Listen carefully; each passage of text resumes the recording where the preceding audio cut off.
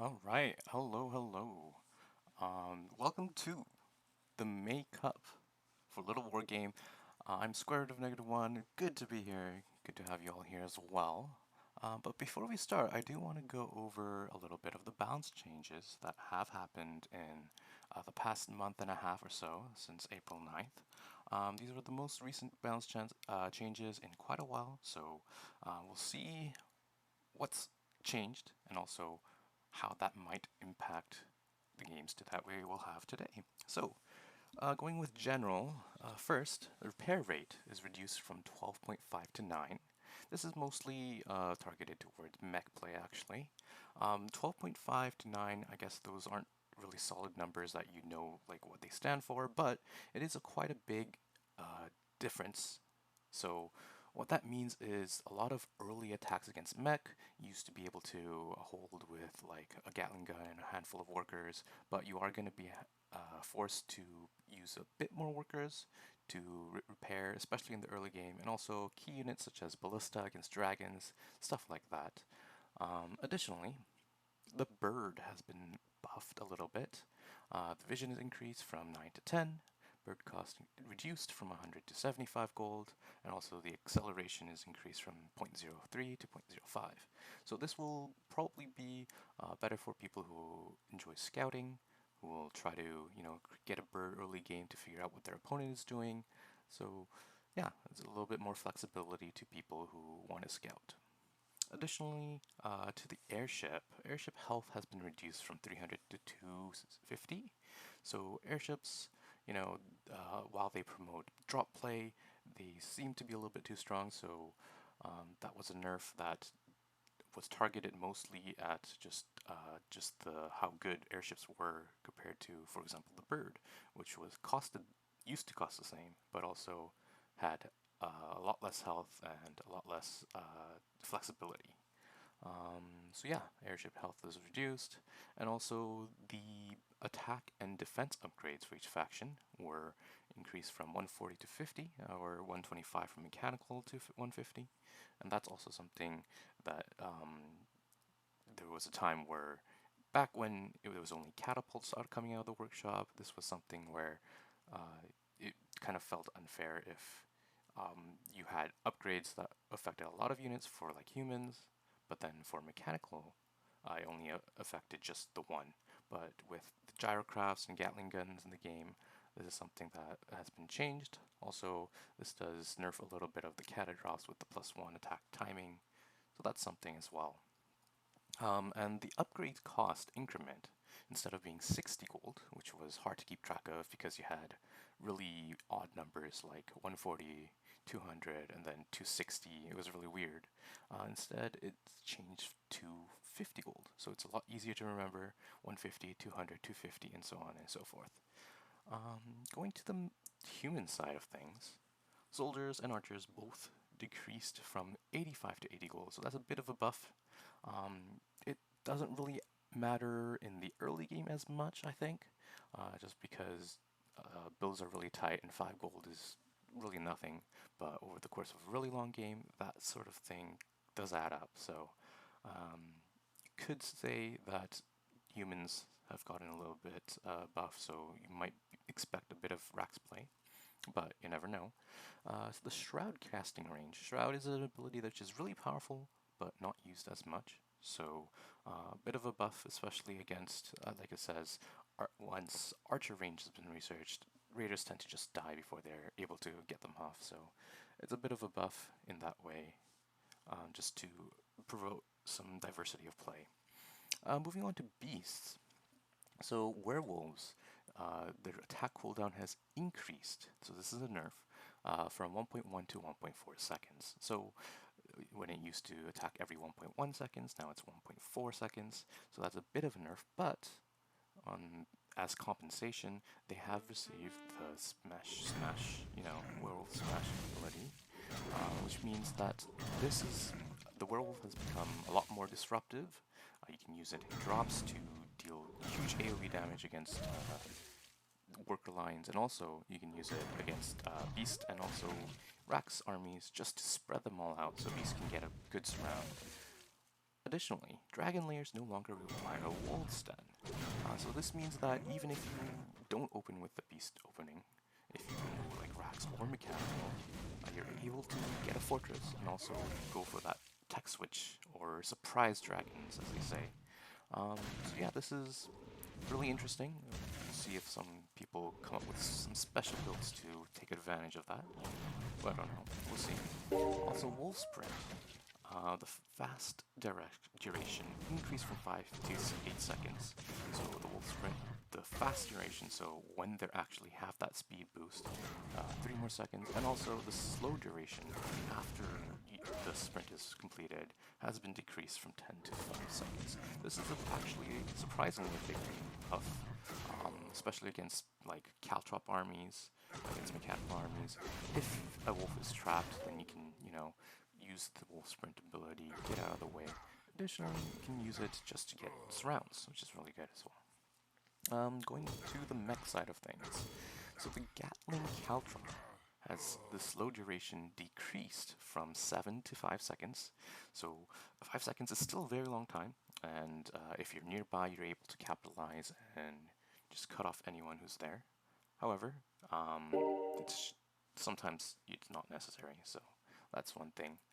Gatling gun armor penetration. So this is something that has been coded in the game for a while, but hasn't really seen much in the vanilla game at least. I know some mods use it, but essentially what happens is that if a unit or a building has armor, it will completely ignore up to 5 of that armor. So this is really impactful against units such as werewolves, who have a lot of inherent just initial armor by default. I think 4, I might be incorrect though. So instead of dealing however much damage, so it used to be 14 minus 4, so a total of 10 damage, it would ignore 4 up to 5 armor, so ignore all the armor and deal that full 13 damage in this case. So this is actually a pretty big buff to Gatling guns. So that's really interesting. We'll see if people use it for just any sort of like tank shredding things. So like ballista, catapults, buildings, and also of course werewolves. But that does come as a cost. Gatling gun damage is reduced from 14 to 13. So against anything else that doesn't have armor, for example, like wolves or stuff like that, it's actually going to be a bit of a nerf. So something to watch out. The cargo size is reduced from 4 to 2, which means instead of only fitting or taking as much space as like a catapult or a werewolf or a ballista, instead it takes as much space as just like a soldier or an archer, so a lot less. And also, yeah, so that will possibly promote some drop play with Gatling guns, we'll see. Yeah. Additionally, catapult attack upgrades increment decreased from 5 to 3. So it used to be that every single upgrade you got plus 5 damage, which was huge, especially because upgrades scale really well in the late game for mech. So even if you had 5 upgrades on like human units, for example, they would get a total of 5, whereas catapults would get 25, which was a big difference and led to a lot of mech late games. However, with this decrement, going from 5 to 3, it still allows catapults to two-shot workers when when you have that upgrade. However, at the same time, it doesn't scale as well into the late game, so that's something that you have to be aware of. Gatling guns, aircraft, the increase went from 1 to 2, and then ballista decreased from 6 to 4, and defense upgrades actually increased from 1 to 1.5. And one last thing, workshop costs decreased from 150 to 125 gold. Of course, this is something to compensate for the repair nerf mostly, allows you to get Gatling guns out a little bit faster. And yeah, that's pretty much it. There's also one other thing that I wanted to go over. If we switch to... This is switching, that's not switching, this is switching. Alright, if we switch to the participants list, compared to the power ranking that I did yesterday actually, there are some changes in the people pool. So Nigat, unfortunately, has dropped out, so he won't be there. And some people have joined actually. So Dabina and also Guinness. So some really powerful mid to top tier players there. So excited to see how they will do. Yeah, so if you are a player, please make sure you have registered and you've also checked in. You do need to check in. You can just follow the link. You can do exclamation mark bracket to get the link, but also, yeah, just make sure you check in so that when the seating is done, you won't be missed out on. You won't be skipped over. So yeah, please make sure you're checked in. Brackets will be randomized very shortly in about 5 minutes. Maybe we'll give them, people who haven't checked in, 5 more minutes. So maybe in about 10 minutes, I'll finalize the brackets and yeah, we'll start from there. Yeah.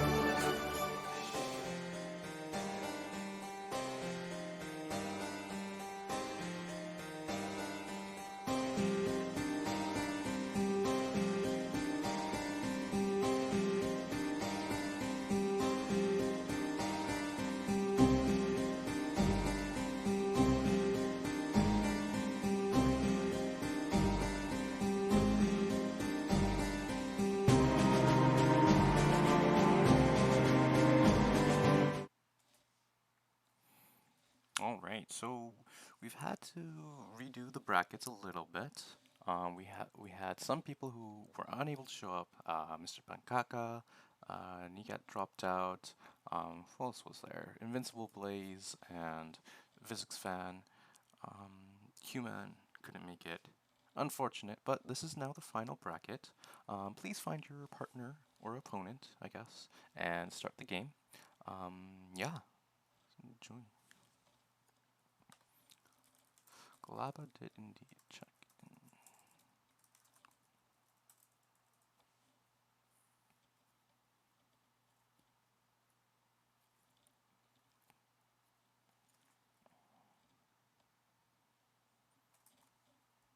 Let's see what game we can get into.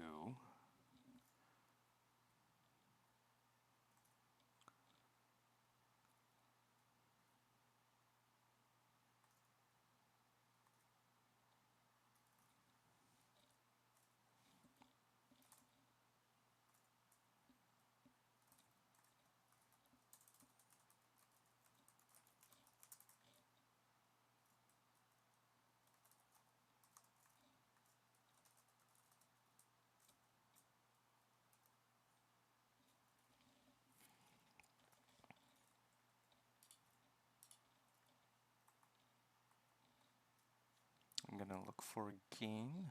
We'll see who's available. Should we just hop into Weird Rat and Redshift, perhaps?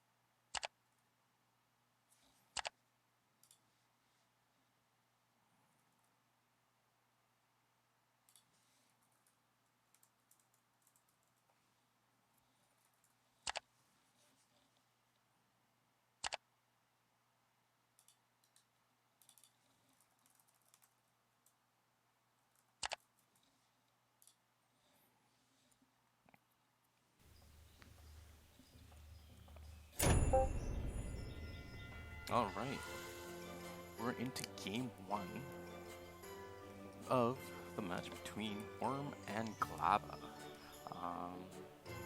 Yeah, so this is a round of 8 game.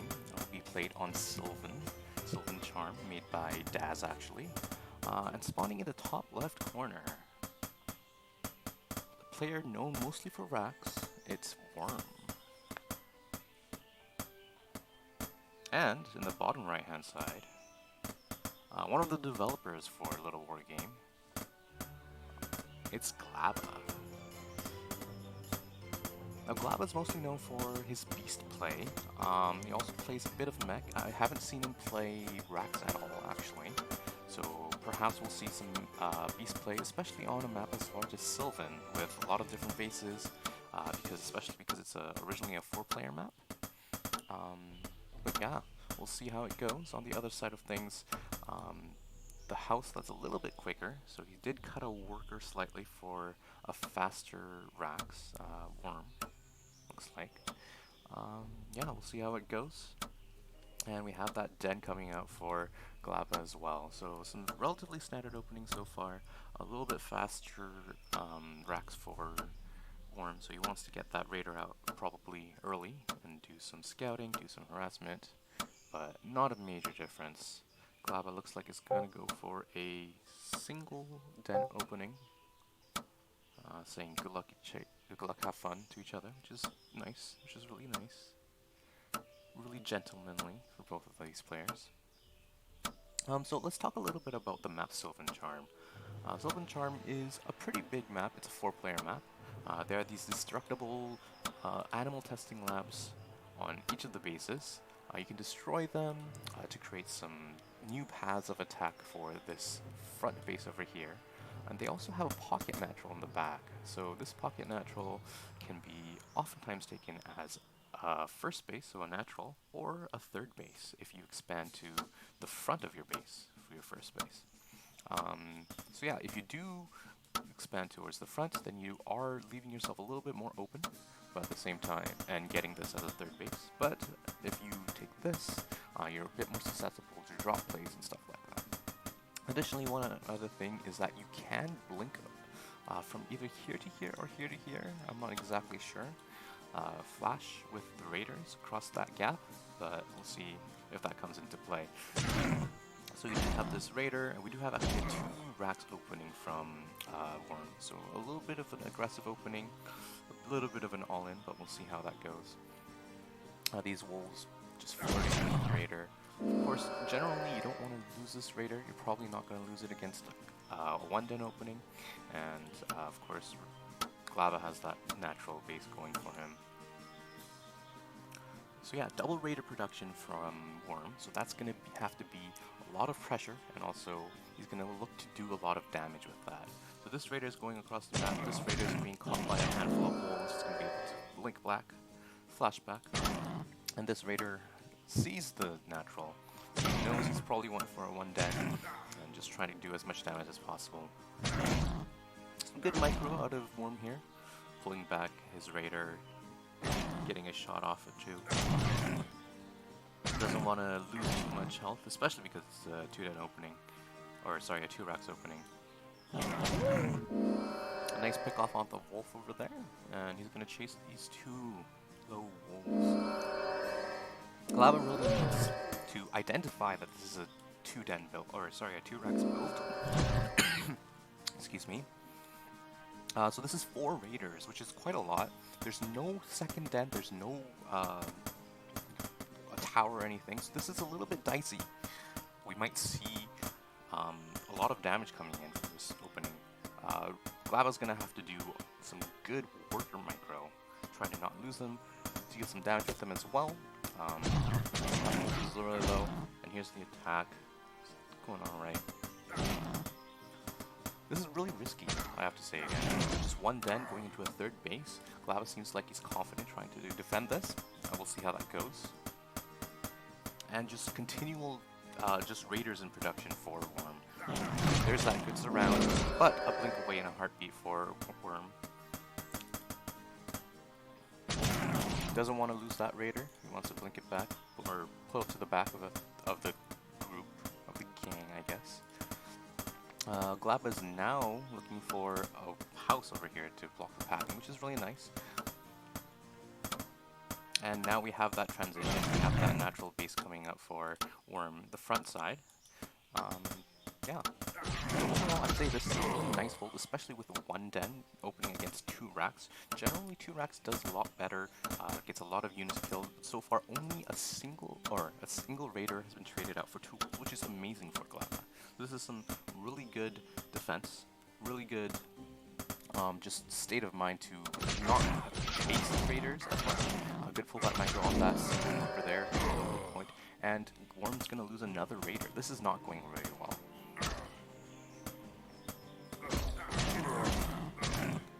We do have the transition out of these Raiders into some archers, as you can see on the production tab, and Glabba is also transitioning with a snake den.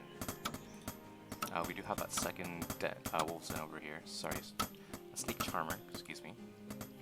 So overall, when we take a little bit of a step back and see what's going on, Glabba is definitely in a really good spot. He has a 3rd base coming up, a tower coming down as well, some snakes going to be in the menu soon, and this 2-den that's supposed to be a lot of aggression, a lot of damage, hasn't really worked out.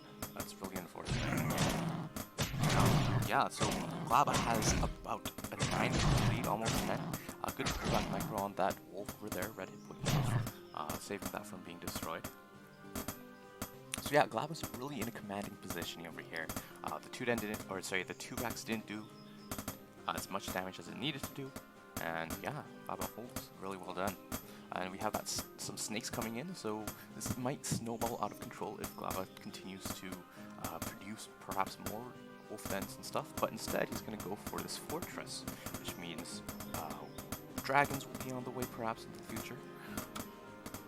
And as for Worm, he's going to go for a 3rd racks. So it looks like he's going to forego that base in the back Of course, Glabba doesn't know that given his scouting, but he looks like he's going to go for some sort of a 3 or 4 racks timing, perhaps.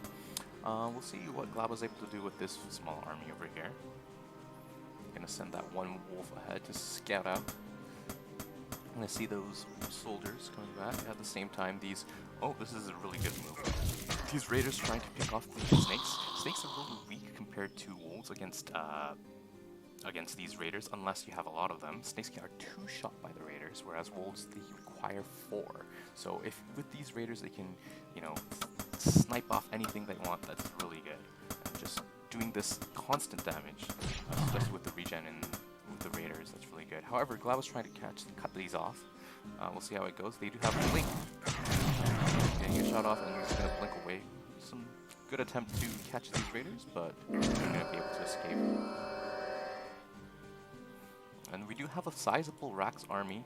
Of course, this is 3 dens now, but with the amount of units over here, we might be able to see a bit of damage done. Of course, Worm did forgo that 3rd base for this central push, and we'll see how that does. The Worm is going to see it, a handful of archers and also these raiders, so Glabba is slightly aware. He has 2 Dragon's Dens, or Dragon's Lair on the way, but those aren't going to be ready for this central fight. We do have a tower, he knows what's going on, but the question is, can he defend this? We'll see. We have that bird also coming on the way to do some scouting. This is a little bit late, unfortunately. We have this wolf going around scouting as well. This wolf is about to die. Looks like he'll die before the tower gets up. This is a bit of a fight that, honestly, is looking okay, but these units over here chasing this wolf, that is not good. The rest of the army is being decimated by this wolf snake, and that looks like a very good hold for Glabba, so far at least. And if he holds with this, he's going to be in a much better position, especially with the upgrades coming in. We have this +1 upgrades coming in, and also the Dragon's tech coming in as well. So, and also Worm is still only on 2 base. So this is going to be really powerful if Glabba was able to hold it, and it looks like he's able to do so. Pretty much everything cleaned up except for a handful of raiders and 2 soldiers, and that is not really good. Worm's frontal push that he was looking to do, this aggression has been shut down, and Glabba is in a very good spot. This is just nearly...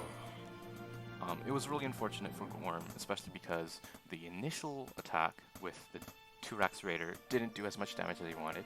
I think he got like 2 wolf kills for 2 raiders, which is not ideal. And then this follow-up attack with 3 Rax on 2 base did not do as much, and Worm's gonna just type GG. Well played. Glabba's gonna take 1-1.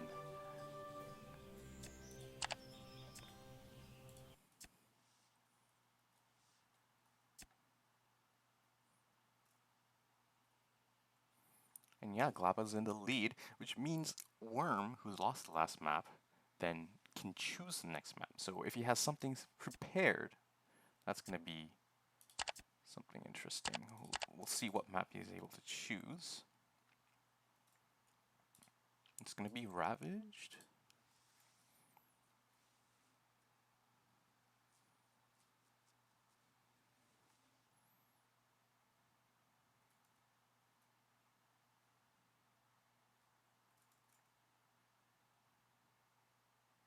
Yeah, they're talking about that, chasing that wolf during that frontal attack.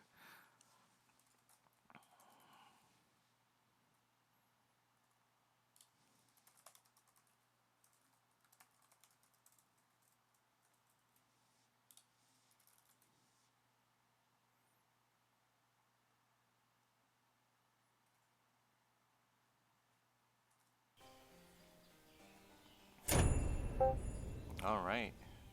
Spawning in the top left corner of the map of Ravage, the most basic map, the one that everyone knows. Up 1-0. Let me fix the scores for you, actually. It is Glabba with some very good defense against a really aggressive play from Worm with a 1 den. So yeah, in the bottom right hand side, down 1-0. with some aggressive play in the first game. Let's see if he can pull it back. It's Worm. So again, he's going to go for cutting that worker to get this house a little bit faster than his opponent, and he's sending a worker across the map. What does this entail? I don't know. We'll see. We'll see what this worker wants to do. Perhaps it's going to be a Rax or a Workshop, but it's going to be something cheesy a little bit, probably, I'd say. Since he is down, he's probably going to want to go for something a little bit off the walls, something a little bit aggressive, or actually not, it looks like. That Rax is actually started at home, and this looks like it's just going to be a scouting worker. At the same time, Glabba's just going to go for his standard 1 den opening. It seems, no, actually he's going to bring a second worker down. It looks like it's going to be a 2 den off of 10 workers. But Worm is able to see this. He's going to ward away the worker. Now, from Glabba's point of view, this could be a little suspicious, this worker coming out. He's going to check behind his base, doesn't see anything. Is he going to go for that second den? No, it doesn't look like it, just a 1 den opening. Okay, I guess that's how it's going to go. We have wow, not a Raider opening, but an Archer opening out of Glabba, or sorry, out of Worm. Personally, I think this Archer opening is not as good as Raider openings.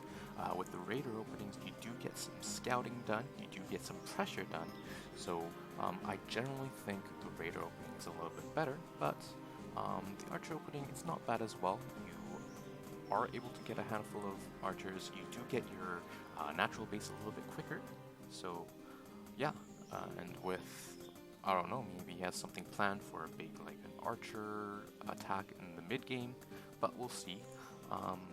Yeah, so Glabba has gone for 2 wolves into the natural base, and this wolf is going to see Archers, and they might be a little bit confused actually, because generally people go for the Raider expand, but yeah, so Glabba's going to know that there's not going to be a lot of pressure coming his way, which is actually really nice because he only made those 2 wolves before taking the natural base.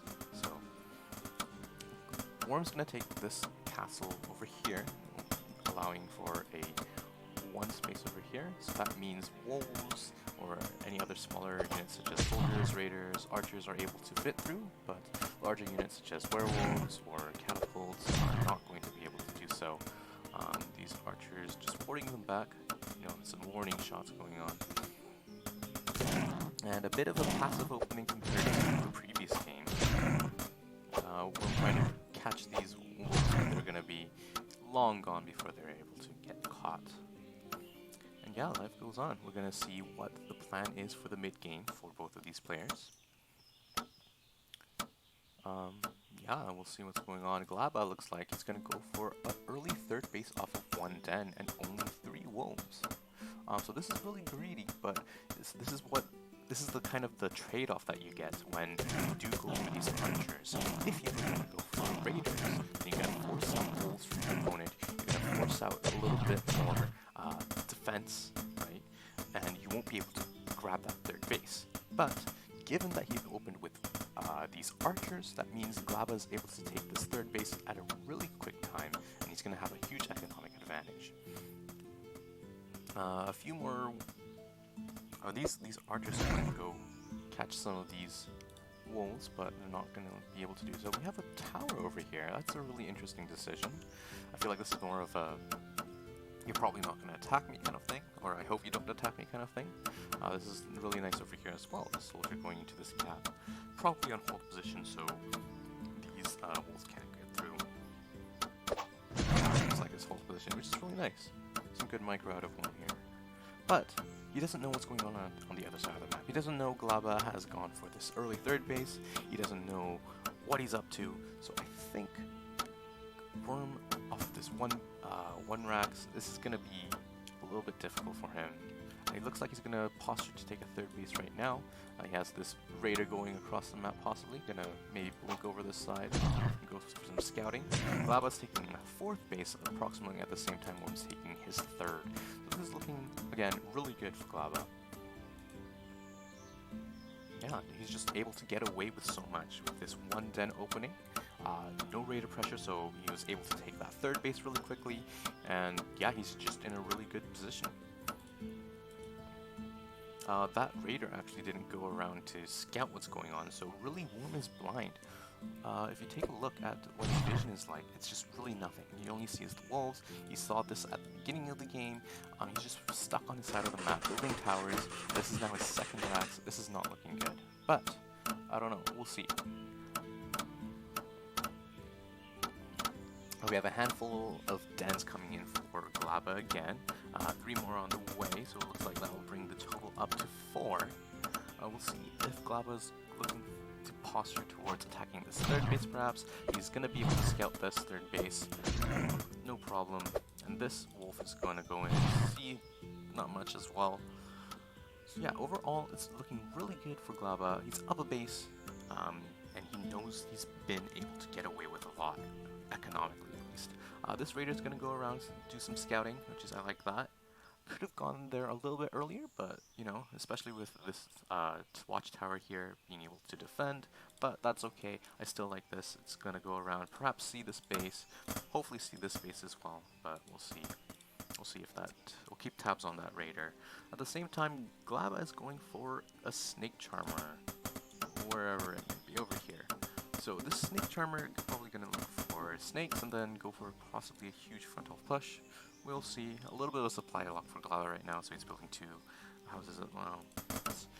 And this here, he's gonna blink over and see what he can scout. He did see this base. Unfortunate that Glabba was unable to get the block on here. But that's okay. He's able to scout all the way into the main base. This takes note of the number of dens that he saw as well. And yeah, he's gonna see the snake den, or the snake charmer as well. Worm is gonna power up, adding 3 more racks. So he's gonna go up to 5 racks, it looks like. And yeah, so he's probably looking for some sort of 3 base 5 racks. Sure, here comes the attack. Gonna do a little bit of poking and then pull back. This raider is still alive, hanging a little bit around, but the opponent will soon catch it up, clean it up. Good pullback micro on that wolf, by the way, saving that, getting every piece of value out of his units as possible. We do have this forge coming out for Worm. So he's looking to go into some sort of upgrades, it looks like. Glabba going up to 8 dens as well, so that's a lot. Looks like he wants to do some sort of push up 4 bases. No upgrades for him yet though, so it seems that perhaps if Worm is able to hold, especially with some towers over here, he might be in a good position. Especially if he's able to get some upgrades out, maybe go for some sort of really strong counterattack off of these 3 bases. But I don't know, it's looking pretty rough. We have armor on the way instead of attack. We have it's looking pretty rough because there's so many wolves, so many snakes. Supplies are nearly double, actually, 72 to 115, which is a huge difference. Yeah, so just 8 units streaming across the map for Glabba. Tons of units, tons of wolf snake. This is a really aggressive style. No fortress or dragon's lair as such as last game. It looks like he might want to think twice. Okay, I like this. He's baiting some of the units back by showing his face. Just going in. Looks like Glabba's gonna pull back for a little bit. This is quite a lot of mindlessly going unless you can. A lot of wolf snake doing a lot of damage. These snakes have insane DPS, especially if they're left untouched. A handful of soldiers over here, but I don't know if this will be enough. The thing is though, if you're able to get rid of all these wolves, the snakes are very, very weak as in health-wise. So if you're able to tear through these wolves, you might be able to deal enough damage to, you know, fully get rid of all these snakes. But it seems that even though there's only 3 wolves, 2 wolves, 1 wolf left, it seems that Glabba is running out. Maybe he's gonna retreat a little bit, wait for the wolves. Yeah. I don't like this move though. Going outside of range of his tower. Yeah, I think he should pull back, stay in range of his towers. And he doesn't want to fight in open ground when he could be fighting over here with that added extra DPS from these towers. Yeah, see, you don't want to get caught out of. Glabba's also going to the 5th base, which is going to put up 2 bases farm. Yeah, this tower is going to do a little bit of damage up here, but now it's not shooting at anything, which is unfortunate. That +1 armor has finished, which is really big for him, but especially against something with a lot of high attack speed, but it looks like which is really nice. We have double animal testing labs, so Glabba's also gonna look into getting into the upgrade game and also a werewolf den, so we'll see how this goes. So yeah, Worm has defended successfully with towers and with also 5 racks of protection, and he's gonna go for, looks like a counter attack over here and straight through the middle. Could be that Glabba is a little bit behind because of getting those double animal testing labs and also that werewolf's den, but Worm thinks better, gonna go back, try to secure his 4th base, which Glabba is now going to be aware of with his scouting wolf. Handful of soldiers, but they're able to go back to the safety of the main army. This wolf being a little bit annoying, nibbling on these workers over here trying to take the 4th base, and as a response, Worm's just going to bring his entire army over. This does... And we have this soldier going... Looks like he's going to go scout, probably looking to go over here perhaps. He's going to see this army perhaps. No, he's just going to not see much, but that's okay. This army is going to go, looks like, towards this 4th base. Handful of units going to pull them back nicely. And then we have the rest of the army going this way towards the middle of the base. These workers being pulled back, whereas this army over here is good fight, good engagement, capture all of these soldiers for free, and yeah, the rest of the army can just retreat away. Some good try to surface area that will take these towers. We have a sandwich kind of. These towers on one end, and also this army. Glabba's going to split up his army.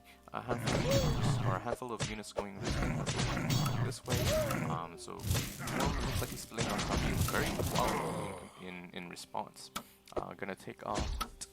Glabba's gonna pick off this worker that was building this tower, and also this one as well. So good defense out of Worm. Can't gain this game, but honestly, it's still not looking good for Worm. There's just too many bases for Glabba. We have this counterattack that's going on to his 5th base, but we do have a tower here that might be able to defend on its own. And Worm hasn't really been able to do any sort of presence on the ground now. This is one of the first actual sort of attacks in the game. Yeah, that move out in the middle as well. But like Glabba's been so much the entire game, and that shows economy getting werewolves out.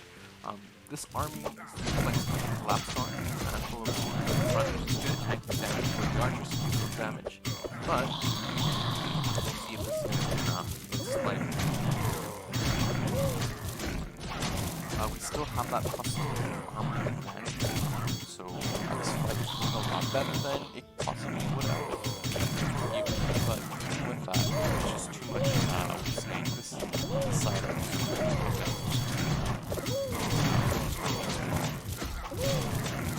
Glabba also taking this base into the corner. Yeah, Worm's putting a really good fight.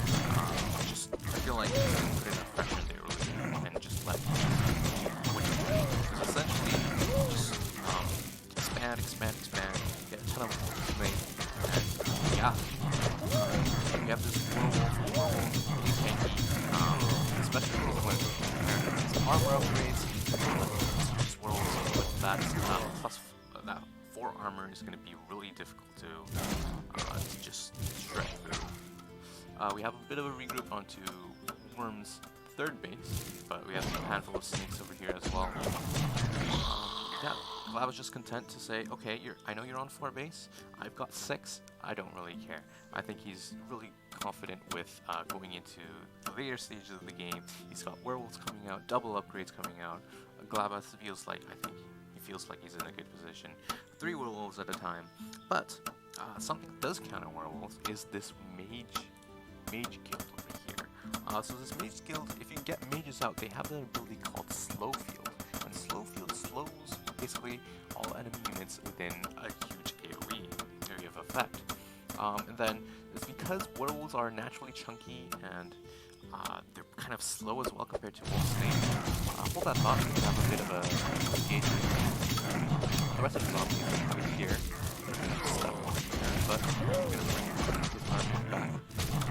A handful of towers over here. It looks like Glabba's going to target that down. Werewolves do have the smash ability. They can smash these. There you go. Nice smashing over here. Smashing. This handful of archers coming back as well, which is really nice. Another smash going off. And yeah, looks like Glabba's just gonna back really good defense. I honestly thought it was better. But it looks like he has a really good defense. As I was saying about these mages do have that slow field ability, and with the slow field ability on werewolves, what you can do is you can slow the werewolves, shoot with your archers, and then just pull back, and so on and so forth. We have a handful of werewolves by themselves over here. Looks like they're going to be caught. But is it a trap? It might be. We have a handful of wolf snake coming into the middle. Werewolf's going to smash. That's a really good smash, and is able to escape with his life as well. Worm looks like he's going to posture to the center maybe, but we'll see if he's able to do that. Sounds are too loud sometimes. You can't hear me. Okay, I will just attempt to just that. I'll turn down the volume over here. Perhaps that will be better. We have the central fight going into the middle. Looks like he's trying to go for a bit of a push, but that's going to be, herded back with the werewolves over here. Yeah, these mages have to be the game changers. They have to go for really nice fireballs against Snake and also slow fields so that the werewolves can catch up. Perhaps we can see some over here, but looks like not. This is a really huge army of snakes. This has an insane amount of DPS. He's gonna go around. Looks like maybe gonna go for this third base or just walk around. He's gonna take down the tower. Okay, the tower is down. This werewolf, which is unfortunate. We do have 2 workshops on the way for Glabba, which means he's gonna look to transition into catapults probably against this Rax army. Catapults, of course, being really good against archers and mages. Let's see if that comes into fruition. Worm is trying to take the center base as his 5th base. His main is mined out. Same thing on the other side as well. A small counterattack going into his 4th base location. And yeah, honestly, Worm is holding on really well. I'm really impressed. We have double upgrades for attack upgrades. If we look at the attacks, the armor, the upgrade situation, it's gotten a lot better for Glabba. Worm started off with a +2 armor advantage, but Glabba with his double catapult Glabba able to pull that back. And yeah, we have this counterattack coming in onto the 3rd base. This initial army that went right through the middle, came over to the side. And what is his response? Is he going to come back with his army? It's going to probably deal with this werewolf first. So this is one of the things that is difficult with Rax. You need to be able to split your workers, or you split your army perfectly so that you're defending on all sides. But unfortunately, that doesn't seem to be the case in this case. That mage is going to fall. This 3rd base is going to fall. A really good smash over here, taking out a few workers, and just Glabba is in a really good position. I'm going to completely take out this and just walk away, unscathed, with minimal losses. Okay, actually he's just going away. There's that slow field I was talking about. See how much slower these werewolves are, and this archers and this army can just... Exactly. Maybe another slow field perhaps. A good smash over there, doing a lot of damage on the teammates, but... yeah, I think he really needs to utilize these mages well. Fireballs against the snakes, slow fields against the werewolves, and hopefully that will be enough. This base has been secured, which is really nice. And what happened to the... What happened to the... maybe it didn't go for... Oh, here they are. These workshop, nothing coming out of them as of yet. This good slow field slowing down this round on this side. Another slow field. I like this. This is a really scary Rax army, actually. Doing a lot of damage just by kiting and just preventing the beast army from getting a good engagement. A fireball gonna miss the workers. What can Glabba do? Is Glabba gonna go for a counterattack, or is he gonna just try to collapse on this army? Maybe it's around this side and this side. I think that's what he's gonna go for. The problem with this sort of frontal attack is if this frontal attack is destroyed, if it gets shut down, then there's really no easy way to remax. So Fireball's over here, unable to get much other than clipping a few of these werewolves. He is retreating to a very nice position though. I am a fan of that. But, well, that's an unfortunate move, Commander, on the front. All these werewolves smash. Also, the snakes are gonna go. I was saying Goose with the smash.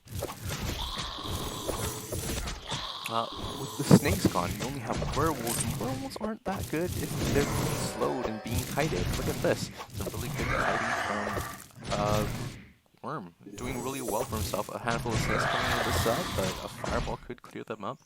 We do have dragons on the way, though. These dragons can look to do some counter damage.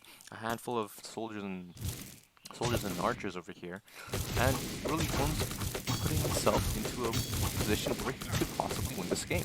This is some really good army control out of Worm. Defending on 3 bases for the most of the time, and just getting into a really good position. These dragons are going to come this way. Dragons, werewolves. Looks like they're going to try to shut down this, but I don't think... does he have enough slow fields? It doesn't look like it. He's going to have to retreat all the way back to his home. But we do have a counterattack at the same time. A handful of soldiers and some archers going off to that base. But this is really where the big story is. Worm is running out of money. He hasn't secured this base. And if this army dies, he's not going to have anything to remax. Whereas Glabba still has approximately 3k more. Even if this army dies, he's still able to do some sort of max and stay in the game. This is still really cost efficient, so far at least. Doing a lot of damage, but I think it's kind of inevitable. This counterattack harassment is doing some damage, but our dragons over there could be cleaned up later. Nice couple of smashes over here doing a lot of damage. He's just going to pull back. The really big thing here is he hasn't taken this base again, or some other bases. It's just going to be, if it comes to an economic situation, Glabba's just way ahead. But Worm still has a pretty strong standing army. A lot of mages, which are especially the big part of this army. There's fireballs in the slow fields, and also, yeah, it just has... Glabba hasn't been able to really, like, destroy the army and, like, set it back, you know. Reset the archers and reset the mage count. He's been able to shave off a few, but that's really not what he wants. Something like perhaps Wolf Speed could be actually instrumental in getting us a big surround on but yeah, soldiers were able to kill a whole bunch of workers, it seems like, and well, the dragons clean it off. I like this though. These dragons strike firing that mage, really good choice. These mages are essentially what's keeping Worm alive at this point in time. Yeah, so these dragons though, Worm only has archers to account for that. We've got no advanced workshop or anything like that, so it's going to be really difficult, especially if they're well upgraded as they are. And this attack into Worm's central base over here is going to be met with a counterattack towards Glabba's central base. A bit of peace trade in a sense. This is only going to favor the peace player, because the real strength in this army, like I said, is just that kite ability of the wolf. with the mage slow games and stuff. Glabba's going to tear down that base and going to go for this base of Worm. We'll see if Worm is going to make a same decision. Well, yeah, he's just going to go for it. It looks like we're in a bit of a late game base trade. Looks like Dragon Werewolf against this Rax army. Worm being a little bit indecisive. He comes all the way up here and decides, okay, I better go home. I don't think that's a good decision. You really have to go for it when you have to go for it. I think it would have been better if you just, steamrolled this base, got rid of this production perhaps, but no, he's just going to come back. I don't think that's the right decision. I think this could be potentially game losing. Maybe he wants to go for this base, I don't know. He wants to catch these units retreating, but I don't know. We do have a lot of units here. That's a bit of a mistake, a bit of a move, man. Some slow fields going down, which is really nice, but I don't know if this is going to be enough. Did slow field it once again, but another mage falls, and this isn't looking good. Glabba's still next, but one is not. Micro, he wants to have these soldiers at the front. Yes, he's trying to do that, but these dragons picking off mage. Another mage. Yeah, this is looking really good for Worm. The slow field's going to slow everything down. Slow field also includes the flying units as well. But yeah, Worm's going to have to retreat with his tail tucked between his legs. We do have that the advanced workshop coming in for something to deal with the dragons, but I feel like it's too little too late at this point in time. Yeah, it's going to retreat to the safety of these towers perhaps, but with that last mage falling, it doesn't have anything to slow down the werewolves. The werewolves will continue to march on. Yeah, this is looking more and more dire as it goes.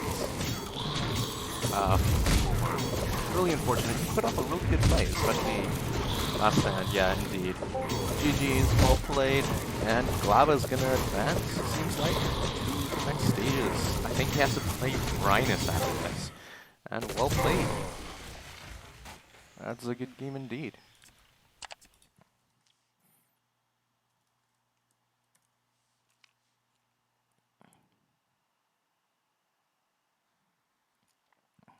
Alright, looks like the bracket hasn't refreshed yet. I want to see what's going on the other. Doesn't seem like anything's updated, but that's okay.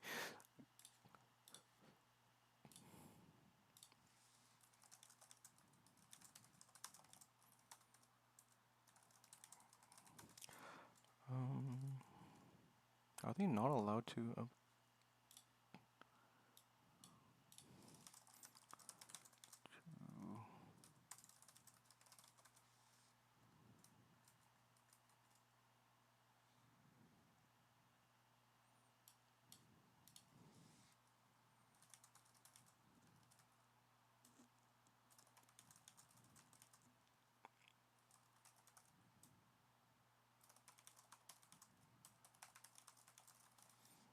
Okay, apparently people aren't. Oh, I didn't press start the tournament. Okay, that's unfortunate. Let's get rid of this bracket's not final thing because they are final now. We'll save.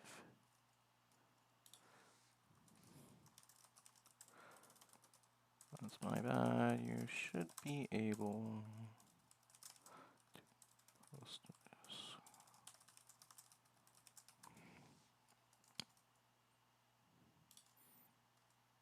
Oh, right. That was totally my bad, which is unfortunate.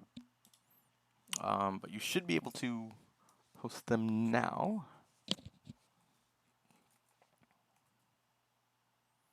Squirt has a really relaxing voice. Thank you. Let me just. People are saying the game sound is not as loud. We'll edit that. Make sure. Let me go back to this and reduce the sound of this, perhaps.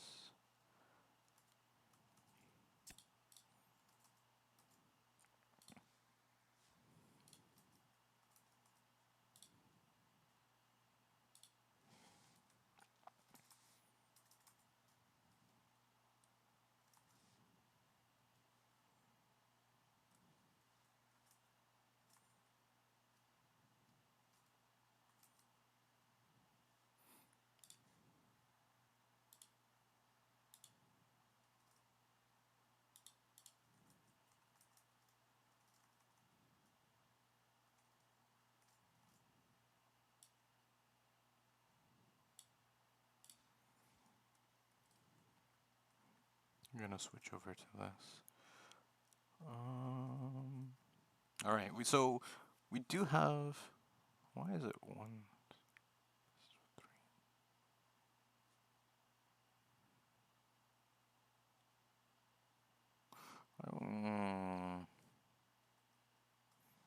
Let's go back to this challenge thing. It looks like it's 1-0, 1-0. Okay, I see. That's a little bit interesting. See, this is what happens when you're first time running a tournament. Let's go into settings.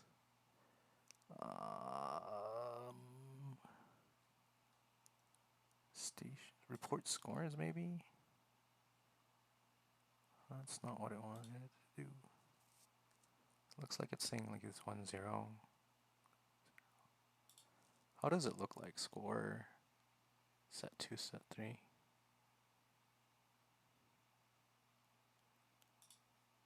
I don't know. We'll deal with that later.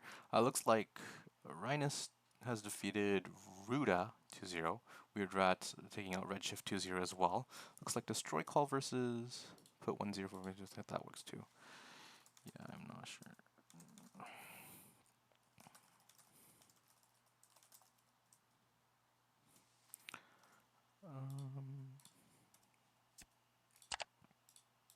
Got it. Nice. I'm not sure how that works. Scores custom fields. I don't think it's custom fields. Settings? Game type. Advanced options maybe? Hide seat numbers. MISC.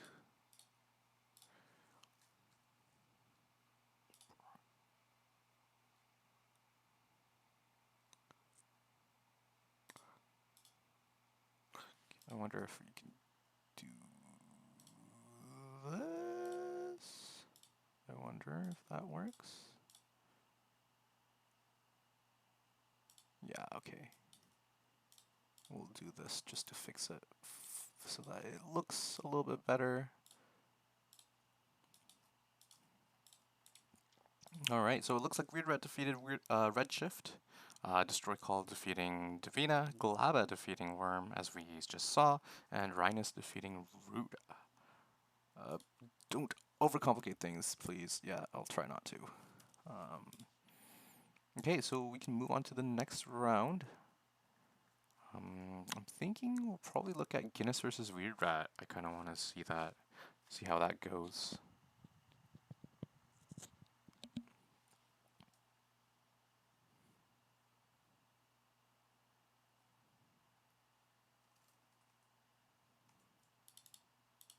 Guinness Weird Rat, yeah, okay.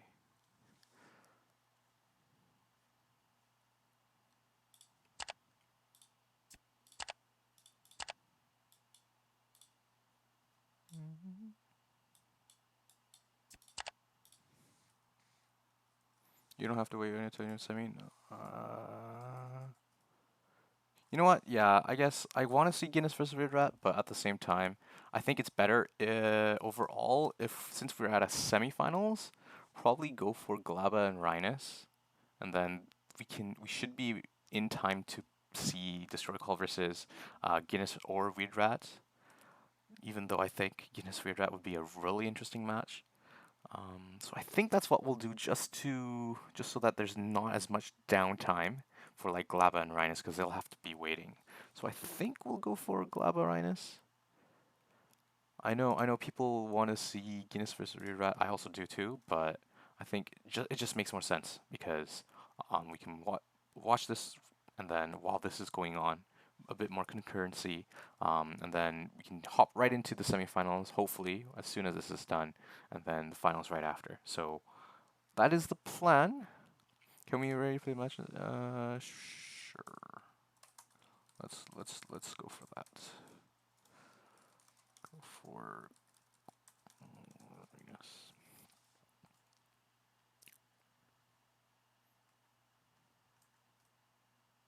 So this is gonna be. No one wants to see 20 catapults roll over him at 5 minutes. I don't know. That's really fun though. Sometimes it's really fun. Sometimes it's not. It's really fun when you're on the side with the catapults, but we'll see how it goes.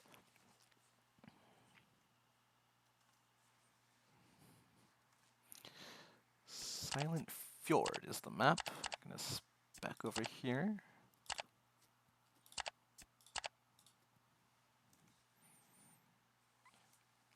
Gonna edit my scores. Oh, I had 13 for my, that's unfortunate. For a red player score instead of 1, which is unfortunate. But that's okay.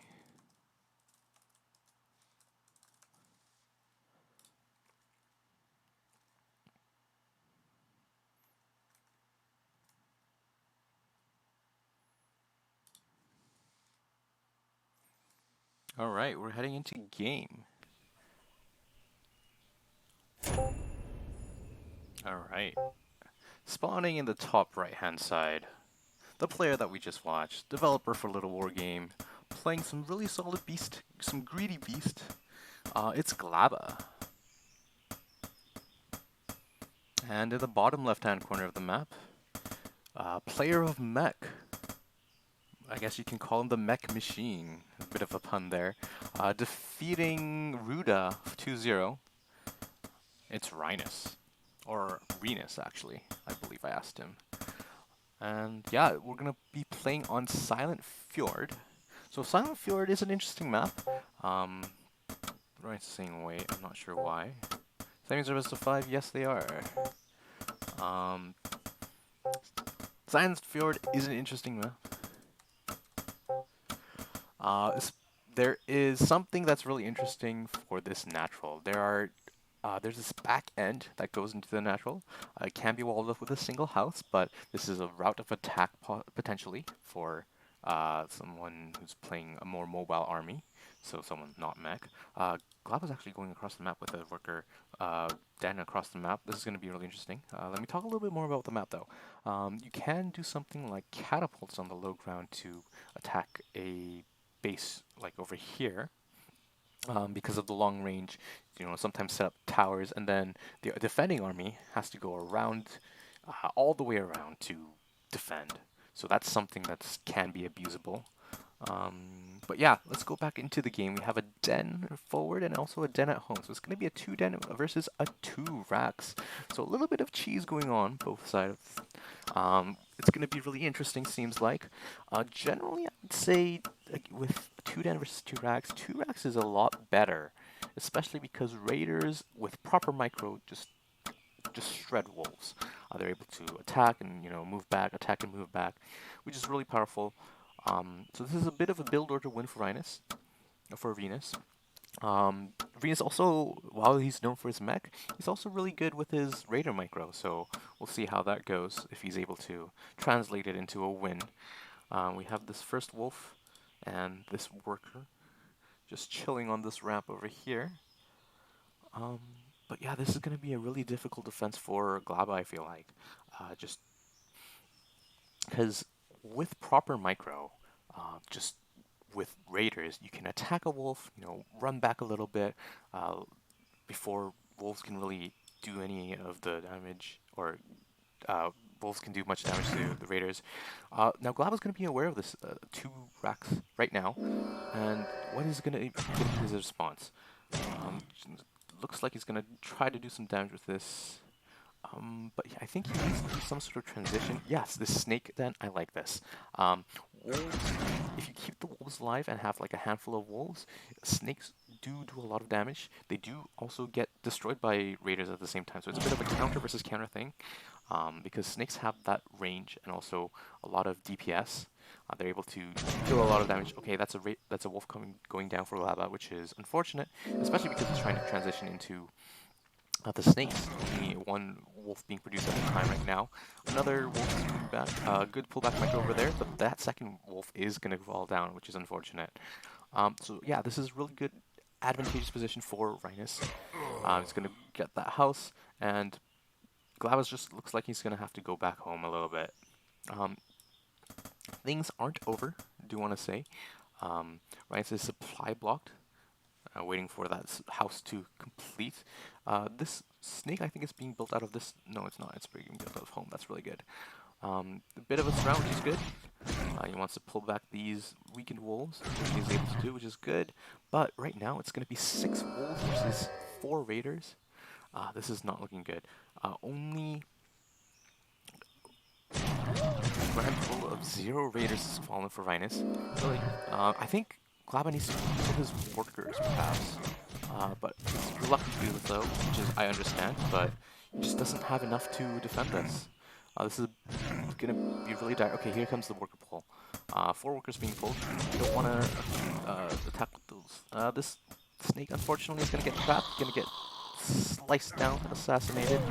And this is looking really good for Rhinis right now.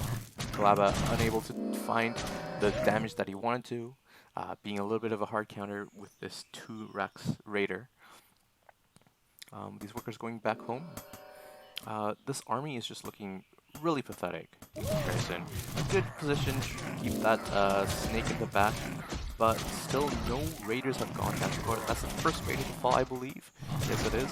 And this is, yeah, 2 more raiders approaching. This is going to be, has to be a hold of a lifetime for Glabba, or he's going to be out of it. He wants to pull a bit more workers, perhaps. Still loses another snake. That snake is getting, sorry, another wolf. That snake is getting kind of low, being focused down, but it's just, yeah, I feel like with unless Rhinis makes like a move, like a mistake or something, I feel like this is pretty much in the hands of Rhinis, and it's going to be his to throw away or to keep. Rhinis, it looks like, going up to perhaps get another base at the same time, while Glabba is still stuck on his 2 bases, or 2 dens, 1 base. Yeah, just with the regen of these raiders, it's not looking very good for Glabba. And there's that natural being taken for Rhinis. Is he going to pull more workers, perhaps? Another wolf gets caught, almost gets killed, but still alive. That 1 HP. He puts the blink in, he's very aggressive. There are 2 snakes that are really low. That wolf at the front falls, and another wolf falls as well. Yeah, it just looks like Glabba doesn't have enough to defend this completely. Another worker falls, that wolf at the bottom is going to fall as well. And GG is called. Well played, some good micro from Rhinis. Just losing a grand total of 3 units that entire time. And Rhinis is up 1-0.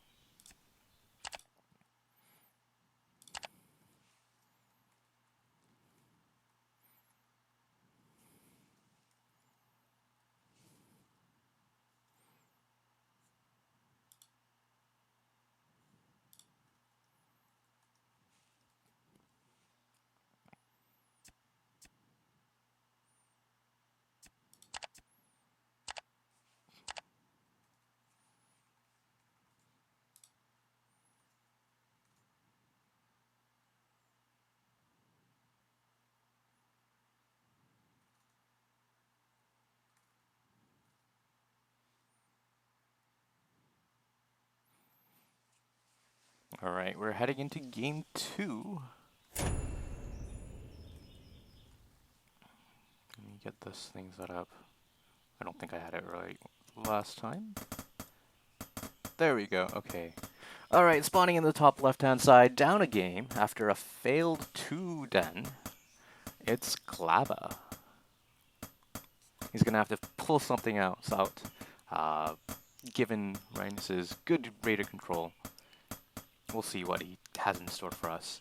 In the bottom right-hand side corner, taking game 1 off of some really good micro, some really good build order win as well.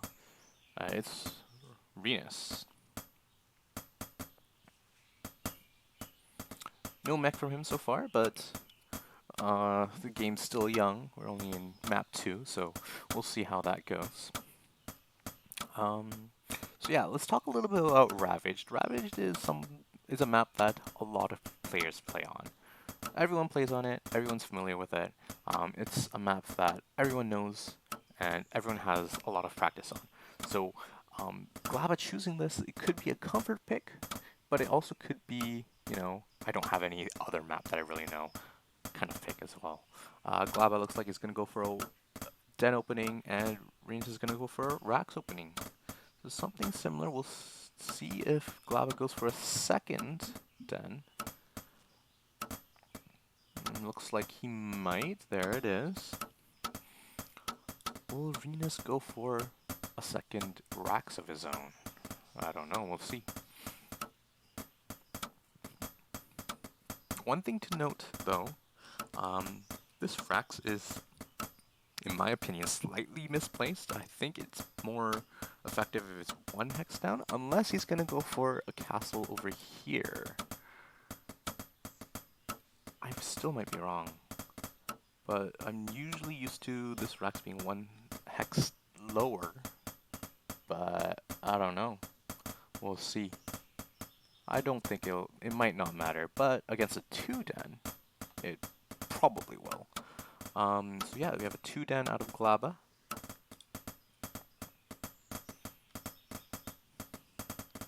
So a little bit of theory, I guess, or some things. I like this. I was just going to talk about this. Is when you're doing a 2-den, there's the moment when your opponent recognizes the 2-den, right? So when they first see the wolves, and if that moment is like over here, and the earlier it is, the more time the opponent has. Oh, he does see it, I think, perhaps.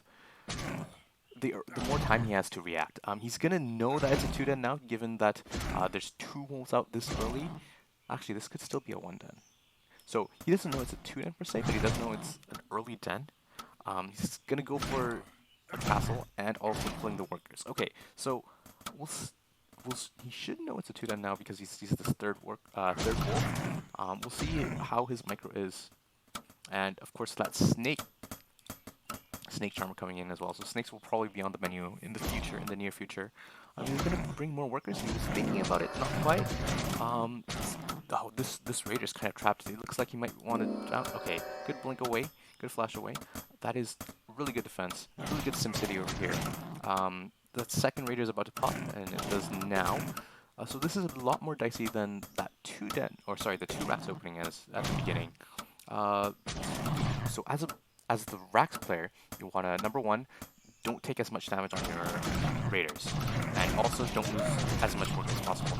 A good pullback micro on that does save that raider. So far saving everything. That one unfortunately does fall.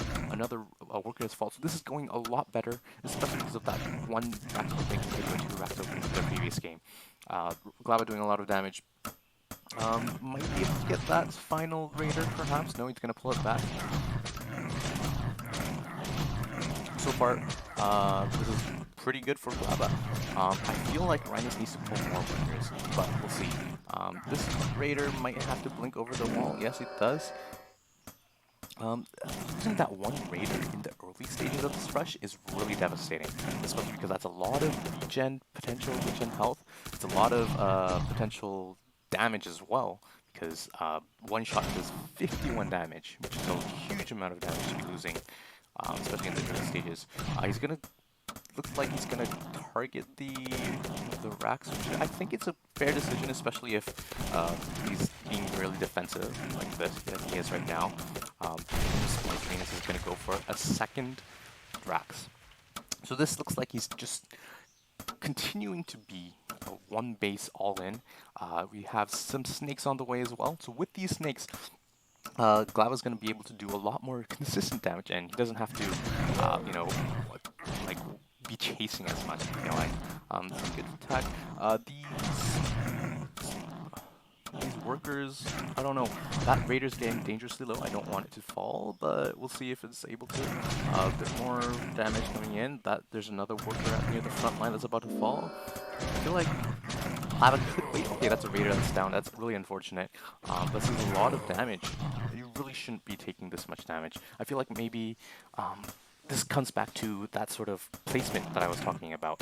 If you had that Racks over here and this castle over here, you'd only have 1 source of entry. Whereas this way, it's like you have this side, and then you kind of like force them to go out. Whereas if it was here, then you can use mineral walking a lot, which is really good. With these snakes, this is going to be really difficult for Rhinis to hold, I feel like. Deciding not to go for a tower and 2 Racks is good. I think, a good decision if you're able to keep up with the micro. But this is not looking good for Rhinis. Yeah, I think he's just not been able to whittle down this wolf army, and I don't know, this is not looking good. Only 3 wolves have gone down so far. Everything else, really good defense, really good pullback micro. He's gonna go for a last-ditch effort, it seems like, to save his natural base. Natural base on the same side, coming out for Glabba on the other side of the map. Yeah, but with these snakes, with insane DPS, these raiders are bound to fall, and I think that's gonna be GG right over here.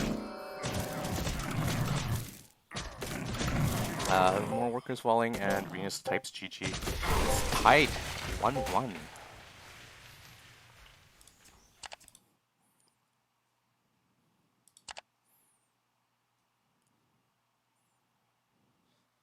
So this is one of the things where it really depends on the build, right? If this was a 2 racks, perhaps, then it would have been definitely a different, huge different, you know, difference, I think. Rice is going to pick Cursed Temple for the next map.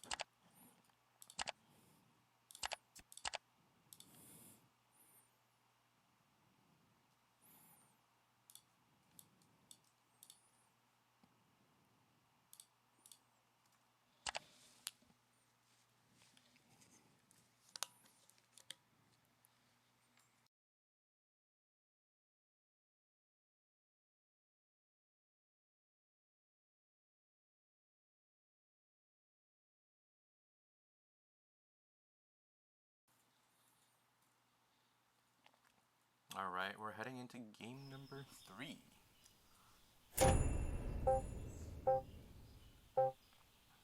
Alright, saying GLHF to each other. Loving the commentary so far, thank you.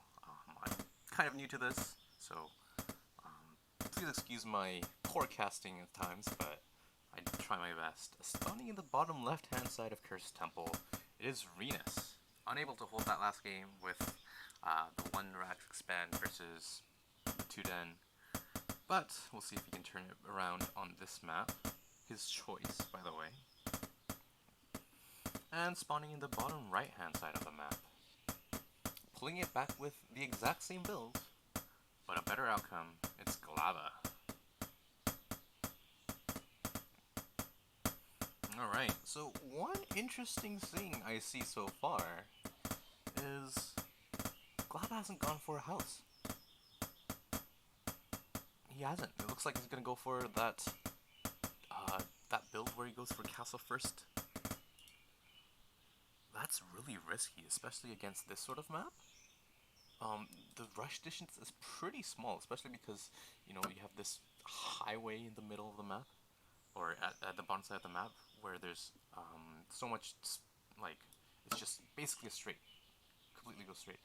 But yeah, he's gonna go for the fast expand on 9. I believe the build order is 9 castle, and then 10 house, 10 den, 11 den, but I'm not sure. I usually go for the house first before going for this. But Rhinis, on the other hand, is going to go for this tried and true workshop. So instead of going for a racks expand, he's going to go for a workshop, which I think he's more comfortable with. I feel like he would have had a lot more experience defending 2 dens, even with the like the nerfed repair. I feel like he could have been a bit more better, a bit more experienced in those kind of situations, especially because he's been doing these workshop expands for so long. I don't know, we'll see. But yeah, we'll see what Rhinis has in mind. He's going to go for that Gatling gun. It looks like he's going to go for a scout as well. He's going to be able to see how fast this castle is.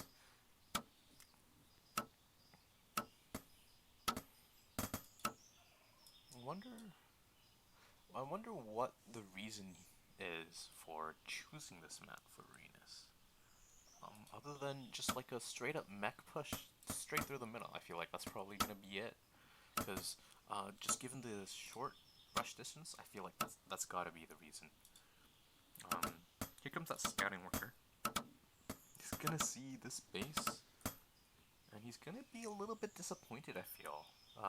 Allowing Glabba to go get away with this. I feel like if he went just 2-10, he would have straight up killed him, possibly. But yeah, he's going to see the early castle, and yeah, we'll see what his response is. A little bit more about this map. Generally, you do see a lot of 2-base timings, 2-base pushes, especially because of the short rush distance. But you can wall it off with 5 hexes, I think, of wings. Worker is going to be caught. That's unfortunate. You do have a wolf trying to catch it to save it. Again, he's going to pull back. Have this advanced workshop on the way for Rhinis. So it looks like he's going to go for some sort of cata drop, possibly, especially with this catapult on the way as well. This castle has finished as well. I feel like he wanted to put that 1 hex lower so that he could have a Gatling gun or a catapult block this entirely, but I feel like that's a bit of a mistake, but I don't know, we'll see. We'll see if that comes into play. Yeah, so Glabba is going across the map. This is going to be his first little bit of scouting. We'll see if he's able to sneak a wolf into the main base to see this workshop. Like I said, if he had made this space only 2 hexes wide, then these wolves would have not been able to get through. Oh, I don't know if he saw that. If Glabba is paying attention, he should be able to see that the energy went down and know that there is an advanced workshop just because the energy went down when he used the caltrop.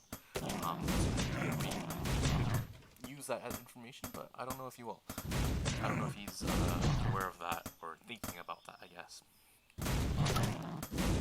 So he does see the caltrop now. I'm pretty sure he knows what's going on. He does see the catapult fire here. Looks like Rhinis is just going to go across the map with this.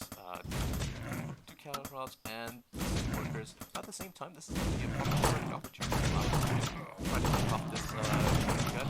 But even with that, it looks like he's not going to be able to. It's pretty late by Glabba.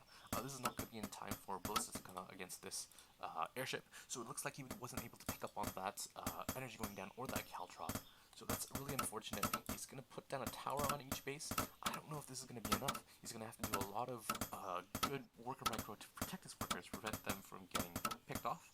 And he's going to look to do some counter damage like this. And force Rhinis to be in multitasking 2 areas at the same time. Rhinis is looking like he's going to drop here, potentially. There he goes. Well, first couple of shots going off to the wolf, but the rest of them are doing well. Gonna pick up these workers. Yes, he does. Very good. Still trying to get some damage done at the front with these wolves. He's gonna go down to around here. Is he gonna build towers here? What is he trying to do?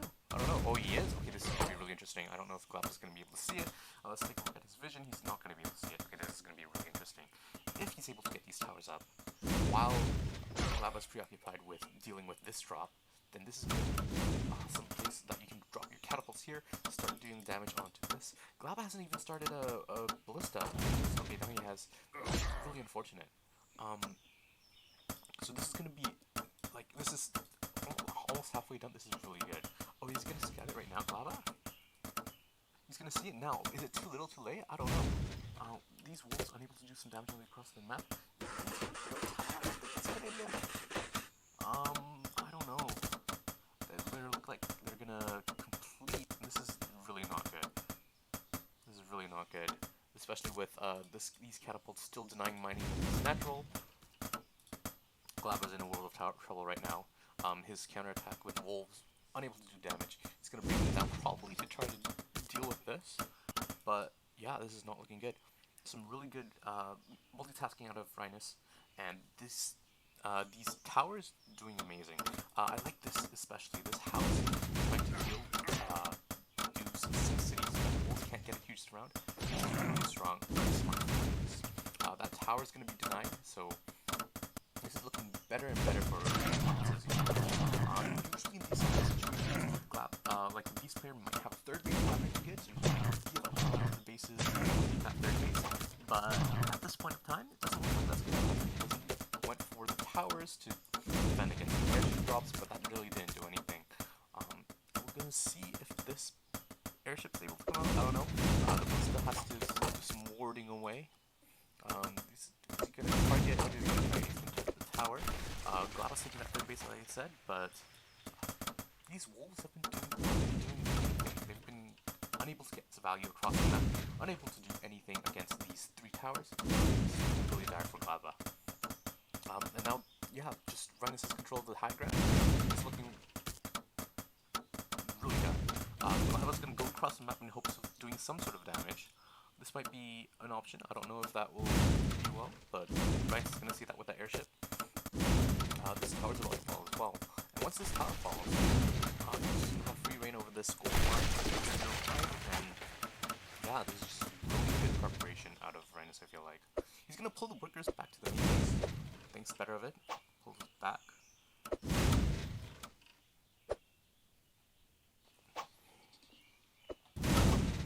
And just, Rhinis has a strong chokehold on this, the main base of Glabba. Glabba just gives up the main base, pretty much giving up the natural base as well, and gonna go for these two bases, which is a smart play. If he feels he can't clean this up, this might be the best play that he can do at the moment. But yeah, a lot of houses are here too, which is a big issue, I think. These houses will need to be rebuilt for Glabba to be able to continue to make workers.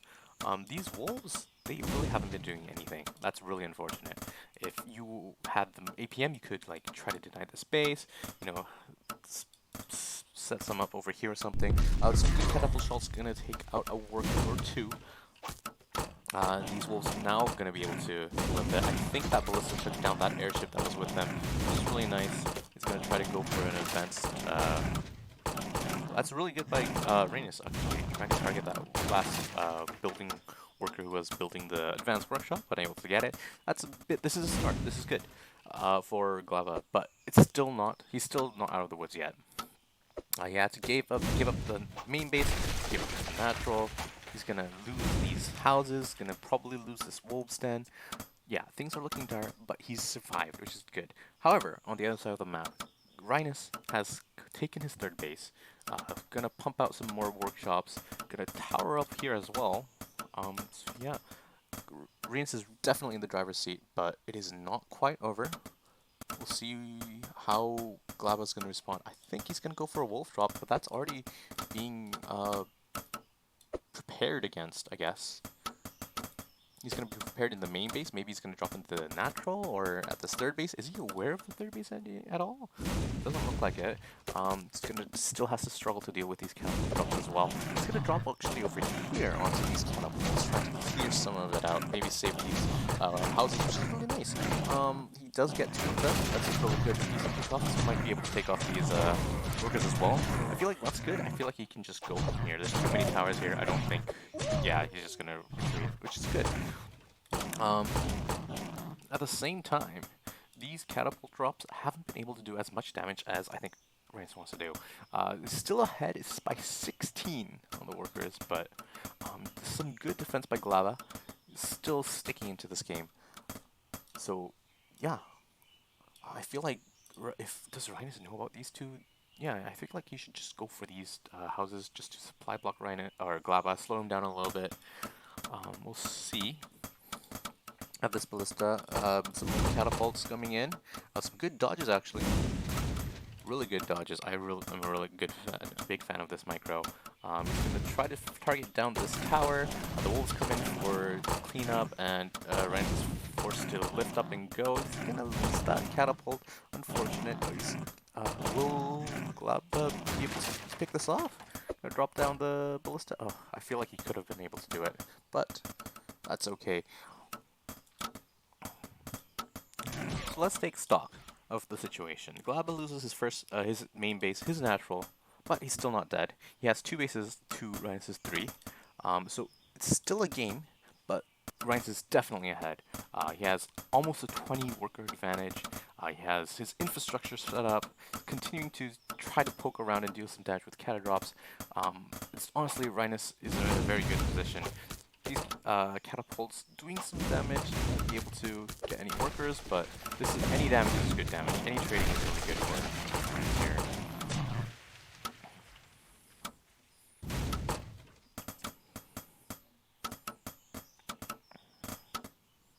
do have this base. I think Rhinis did see it. Really good movement with his airship. He's gonna be able to spot this base coming up. You have this cattle drop gonna come in. It looks like it's gonna try to do some damage. Unable to shoot. He actually shot at the towers, unfortunately. If Deus had shot at the middle line, it would have been devastating, but a little bit of a miss micro from Rhinis, but that's still okay. He's still denying mining time and doing some damage. Glabba's gonna, he also sees the fortress being researched, so, or built, I guess. So that's a good thing. This ballista airship is gonna try to, oh no, he goes the wrong way. That's really unfortunate. He could have taken that off with one more shot, but yeah, this is the central push. This is actually going to be huge. Taking this high ground with towers and like catapults, and maybe some caltrops, is going to allow Rhinis have the staging ground for an attack against this space, and also an attack against this space, and also possibly an attack going this way. This catapult, trying to take out this base, I feel like maybe these wolves are in time to defend. It's going to be kind of close, but I feel like that's a mistake out of Rhinis. Unable to take that down, but also using these 4 catapults at the same time, that's really unfortunate. This is one of the ways that Glabba can get it back into the game. If this sort of thing happens again and again, then, you know, Rhinis might be able to claw or Glabba might be able to find enough of these advantages and, you know, get back into the game. But this mech push over here is really scary with towers to defend and with a lack of, you know, wolf dens. He doesn't have any wolf dens other than this one, and he's supply block. This is not looking very good. How is he going to defend this? Is he going to sack this base and, you know, transfer all his workers over to this base again? Like he has done with his main natural? I don't know, we'll see. This ballista, if it goes down, that's going to be really unfortunate, especially because this ballista is great against these airships. There's going to be a wolf drop onto the main army while these are across the map. We'll see if that's able to. Oh no, airship dies. Things are looking really, really dire. I feel like Rhinis has this in the bag. GG is called, and that's going to be game. Well played, well played.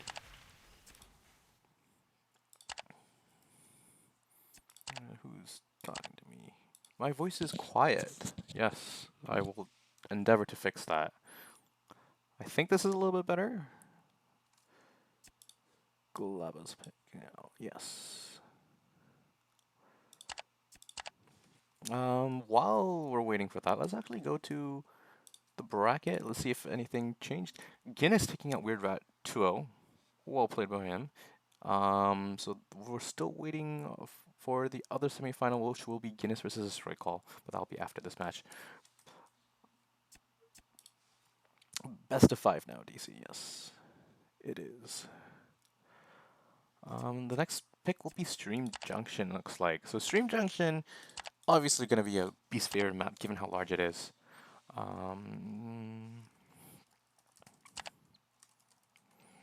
Give me 1 minute. I'll have to take care of something. I'll be right back.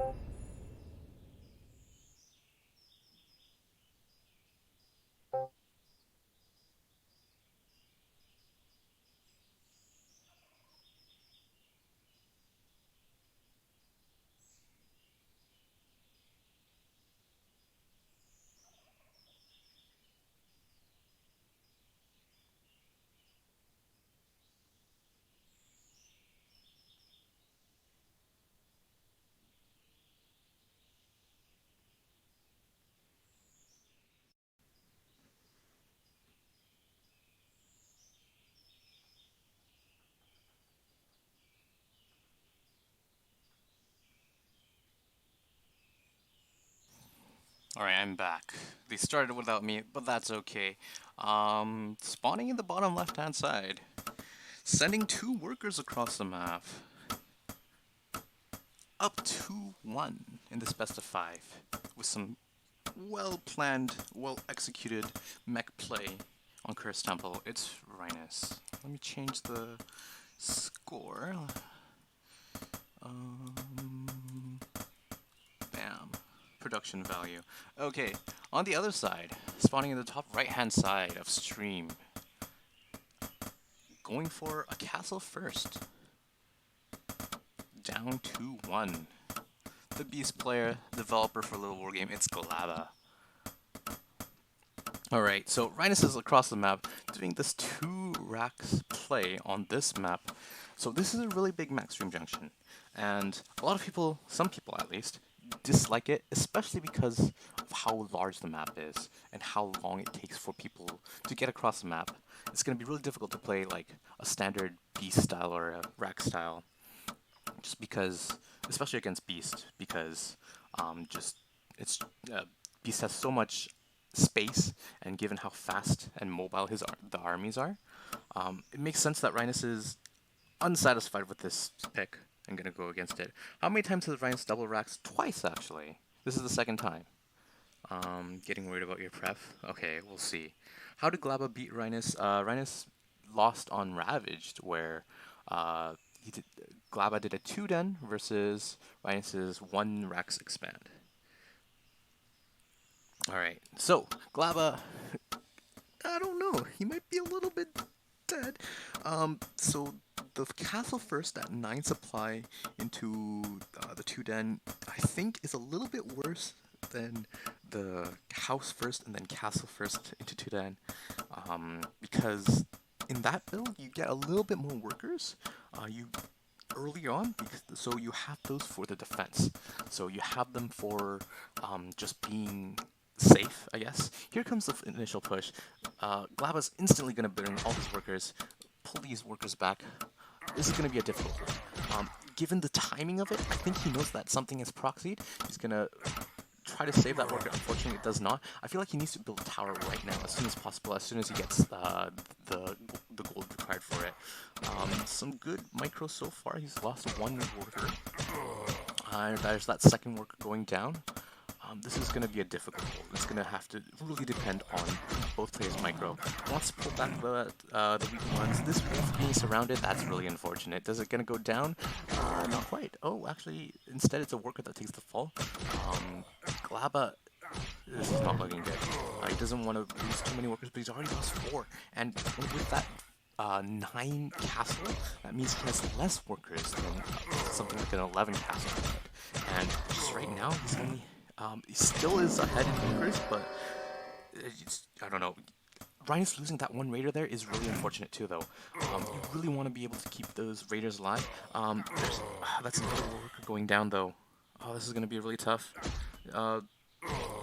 Yeah, with only 5 workers left, yeah, that was going to be GG. And that is game. Rhinis takes the series 3-1 in a really aggressive, really fast faction. Some good micro. Glab unfortunate with the build order choice, and that's going to be game. So Rhinis is your first finalist.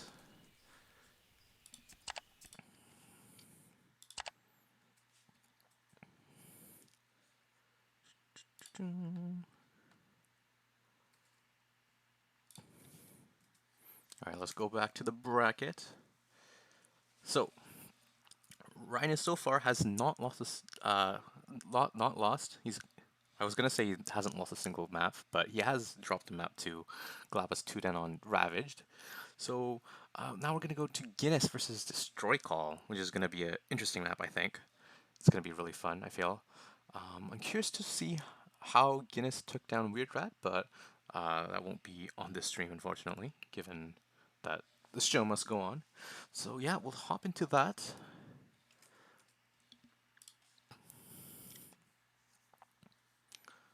We'll wait for them to host.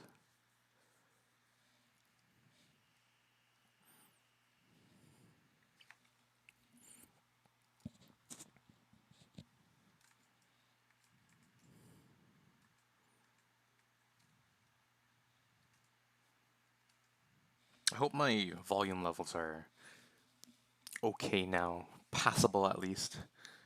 I probably should have done like a test stream or something to check the volume levels and everything, but I didn't because I was busy, but something to keep in mind for later events, possibly later streams.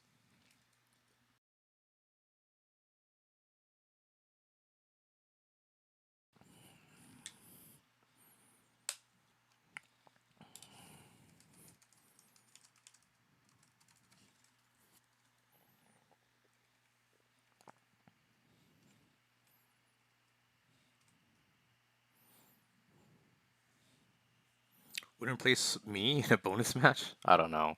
I'll probably be exhausted from casting, but we'll see. Maybe. I haven't been able to practice as much either, but unfortunate. We'll see. I think Das also said he wanted to come on later and play the winner or something, but we'll see.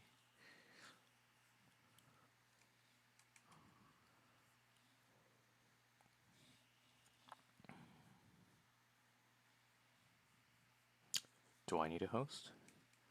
Should we go to a break while we get this set up?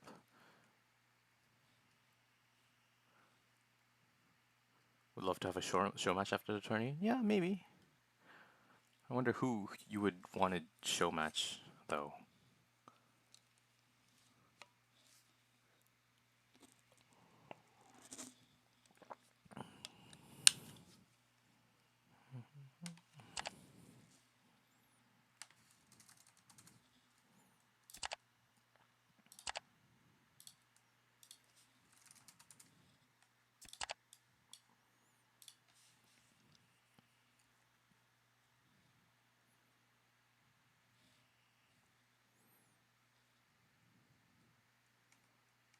I wonder what's going on.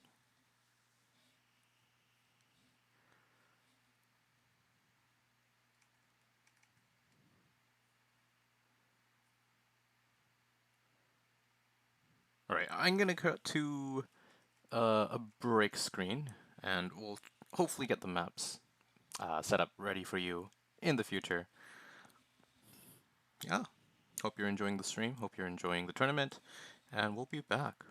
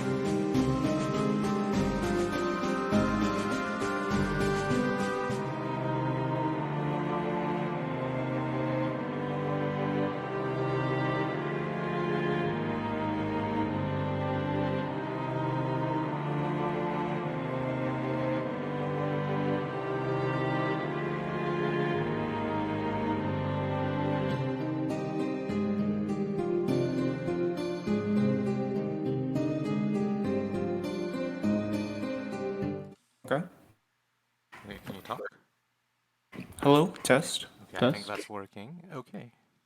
test.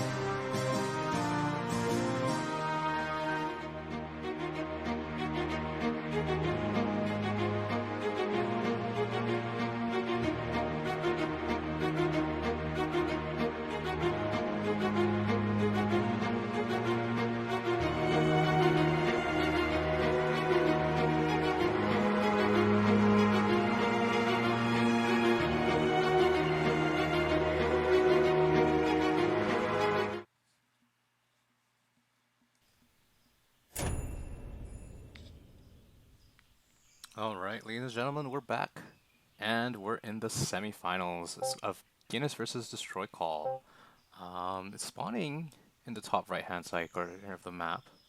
In the blue, it's going to be Destroy Call. Weird Rat, you want to go for the other introduction? Audible, the player who is probably right now, arguably the best mind games, and the guy who just beat me in this tournament is Guinness. You are a little quiet. If you could talk a little bit closer to the mic. Yeah. A little bit of sound issues here, but that's okay. Okay, let's talk a little bit about this map. Silent Fjord is an interesting map. I did highlight it in the previous game when we saw it with Glabba versus Rhinis. But the natural actually has this corner, the back end entrance where you can walk in with like wolves or anything like that. That's also really interesting. And also, yeah, like I said, there's this place on the low ground beneath the natural where you can hit the natural mineral line with with catapults. So that could be something you could look into. But yeah, why don't we talk a little bit about our players? Do you want to talk a little bit about Guinness a little bit?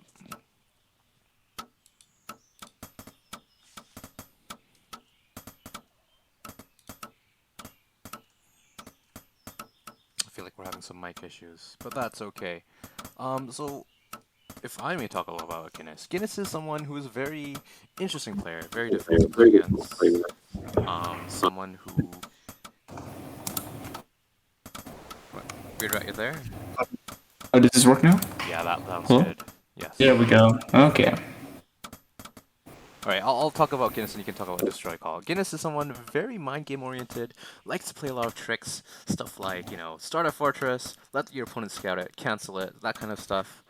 Tech switches, some really aggressive cheeses as well. In this game he's going for a 2-den. Yeah, so someone really difficult to play against, someone you really need to be on guard against. Yep, and definitely, even if you work or scout, man, this guy is up on you. That's what I try to do every game. Now, what do you think about Destroy Call? What do you feel like as a player? I think he's very solid in general. He's not exactly a risk taker. Now, in the past, he was known to be more mind gamey, kind of more like Guinness. That's how he was able to take out top players back in Pro League and etc. Now he's a little more conservative and a little more safe, which I think is a plus against Guinness. Yeah, I do agree. I feel like he could still have something prepared or something like that, but Oh, definitely, yes. yeah, we'll see. We do have this raider going across the map. Some good dodging by Guinness, not showing those wolves and just going around so that Destroy Call doesn't have any idea that this is a 2-den. The workers in the main base of Destroy Call gonna ward off this wolf, but the rest of these wolves are now here. I think Destroy Call should know something's up right now. Yeah, after seeing that third wolf, he should know it is a 2-den at this point. And he has a really interesting response to 2-den from what I've seen, because usually people either continue raider production, tower, or build archers. In this case, he likes to build soldiers. And it seemed to work out pretty well, at least in other games that I've seen. But it's a pretty interesting choice. Yeah, we'll see how that's going on. Guinness has 3 wolves in the middle of the map not doing anything. I feel like he should bring those over. But yeah, the soldier defense is something I'm not really familiar with. I'm more familiar with just getting raiders or getting the tower. But like killing the workers and having the soldier, I feel like he should be able to defend, especially with these 3 wolves. They're now joining the crew, but they were stuck in the middle of the map for a little while. Yeah, and I think he's gonna be trying to get that base. This might be a little tricky to hold. I mean, he has that raider across the map, I see. So if maybe it's just to poke in and see that house building, he should know that. He's got to get that tower going up. Yeah, I feel like with this raider across the map, that means he doesn't have that raider at home for this defense. The soldier's gonna get surrounded. The worker looks like it's gonna fall. This is gonna be a very difficult defense without that raider at home. That raider's gonna blink back, which is really nice. He was able to save that. The soldier falls. And yeah, what do you think? Is he gonna hold this or not? I actually think it's actually in favor of Guinness right now because if you see it right now, he's only building one soldier. It's gonna pop out on the wrong side. At least it's pretty far away from the castle, and unless he can pull his workers all the way out to that barracks, I think this is pretty much game right here. He's already got 4 low health workers in that line. I think from Mike pulling back. Oh, Right. this might be good though. He's taking out a couple wolves. Workers are really strong. Even with that raider across the map, looks like he's gonna be able to sign a hold. Unfortunately, And this is pretty surprising, yeah. yeah, it's really surprising to say the least. That raider going down in the main base is really unfortunate, but he looks like he's gonna try to bring that raider across the map going home. Maybe not. It's gonna go back to the third base. But yeah, this. Although he pulled right now, I don't know if he's gonna be able to transition out of it. The second I soldier pops out. Yeah, in this case, I would prefer bringing the Raider back, and continuing worker production is kind of sketchy at this point. I know it's something that DC's talked about, and he actually likes to do. During the cheese, he'd like to, mass up on workers and then later take the base. But I would actually prefer seeing, bring the Raider back and maybe take a bird, scout when he takes his second base. And at least the bird's a really safe option. At Right. least you can't really touch it. Right. I feel like the downfall of what Destroy Call was doing is he wasn't able to, like, get that information that it was a 2-head as soon as he could. It's weird recasting, by the way, when Glabba was asking in the chat. These soldiers looks like they're gonna be taken down by these, workers. I feel like if he had more advanced notice of what this build was, he would have been able to be a bit more decisive, like put down a tower, or go for a second Rax, but it looks like at this point in time, it's looking really dire for Destroy Call here. Definitely. And it's a good micro from Guinness so far. A lot of low health workers might have to be a little careful here.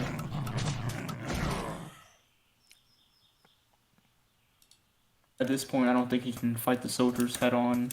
Maybe after those 2 extra wolves come in, he'll be able to put some more damage down, but I like this choice from Guinness taking the castle now. Yeah, transitioning out of it. I think that's a good idea as well.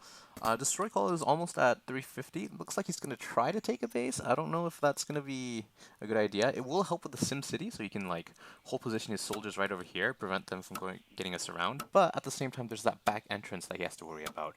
Though some wolves can go around completely around the map and go for the surround on these soldiers.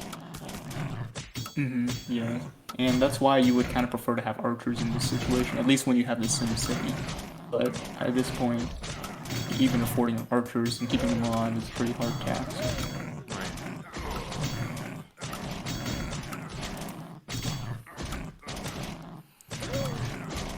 One thing though, other than just the sheer amount of wolves here, the worker count is actually still relatively even, which means Destroy Claw has been pretty good with his production with workers, but I don't know if that's going to be enough to save him from this game. A lot of wolves still in the base of Destroy Call. That soldier pops out on the wrong side and is going to have to walk all the way around to protect these workers. Well, he's left 3 workers behind in that mineral, and that's funny. If Guinness actually goes up there, he could probably, he's probably gonna focus them down once he sees them. Oh no, he's gonna continue to fight now. Okay. Another worker falls. Another worker falls. Yeah, this looks like it's pretty. These wolves are really low, but I don't know. Can Destroy Call stabilize here? He's down to 5 workers. I don't think that's gonna be enough. No, yeah, definitely not. And especially when 3 of them are already low life. Yeah. This is really good. Yeah, it's gonna be called GG right there. Guinness up 1 game. And some well played, especially with that hiding of those initial 2 out of the 3 wolves, preventing Destroy Call from understanding that it's a 2-den until it was a little bit too late, and he was unable to go for a proper response in time. So, well played by Guinness. This is the sort of mind games that you can expect from him from upcoming games as well. Exactly. Alright, so Destroy Call, having lost that game, he's able to choose the next game. We'll see. We'll see what he's able to, what he's going to choose. If it was my guess, it'd probably be actually Guinness choosing. Guinness choosing? He hopped into Sylvan Charm for some reason. Let me just double check. Because if Destroy Cow won, I'm pretty sure he chooses the map, right? Yeah.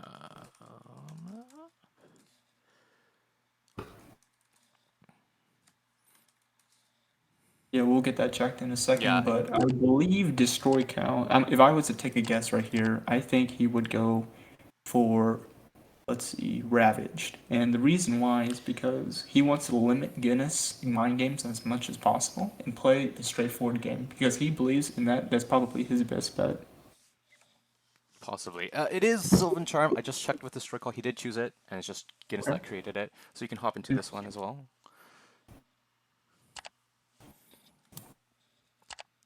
Interesting choice. The psychological advantage of being above him. Spawning in the top left, I see. I That's think I'm funny ready. because a lot of our games when I play Destroy Cal, he's always blue because I always host the maps.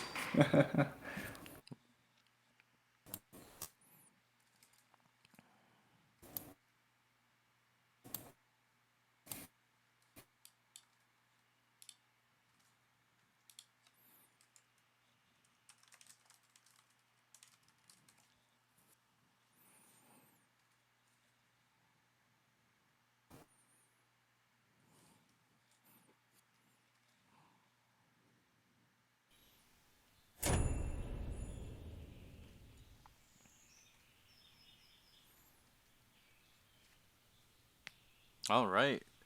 Spawning in the top left with the psychological advantage of being above. It's gonna be Destroy Call who was unable to hold that two den last game.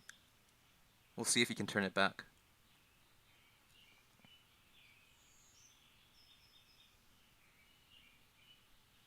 And in the bottom right,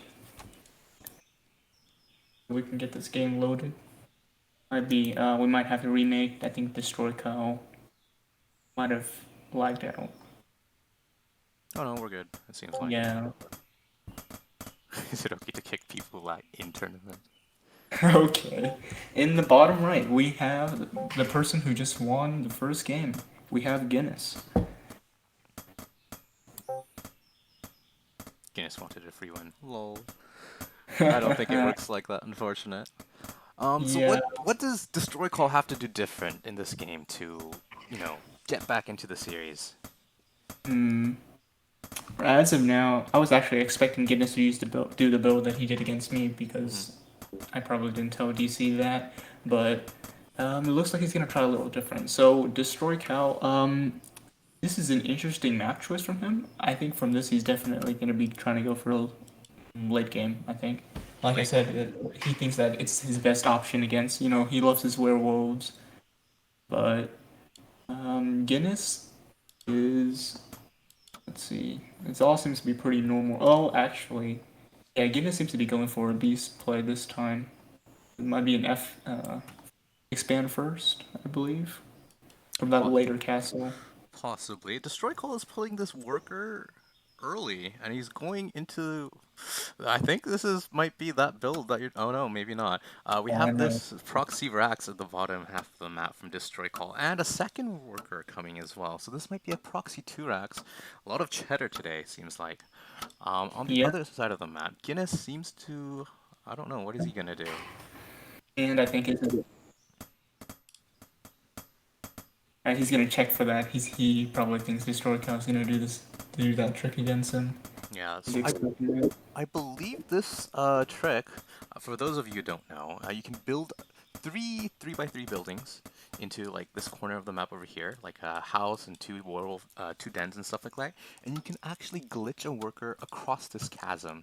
I believe it was first popularized by only tower rushes on the ladder, so it's a tricky build. Really, you don't expect it because you only think that this is the main entrance, but Guinness is going to go for this castle first after the house. So it looks like it's probably going to be a castle first 2-den. We'll see how that fares against the two racks, Raiders probably, by Destroy Call.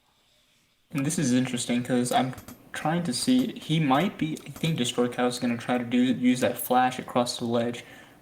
Last time I saw that was at least from what I'm trying. It seems to be really hard. I haven't found the exact spot. I'm not sure if it was fixed or not lately. I believe it's not fixed. It's still in the game, but I agree with you. It is pretty difficult to find the exact spot. I think it's from here to here, or here to here, but I'm not entirely sure. But yeah, it is possible. I've done it before. Oh, this is interesting. He's gonna full wall. Guinness is gonna full wall his natural with a workshop. So it's gonna be a house into castle into workshop. How is this gonna fare against this two den raid or two racks raider? There's that blink. Oh, there's a flash. There's the flash. He's gonna hide it.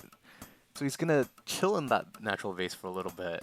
This pocket expansion. He's gonna pull up his workers, I mean raiders, until probably 3, because 3 is the magic number where you can one-shot workers, and then he's probably gonna go in with that. This is really good main preparation out of Destroy Call.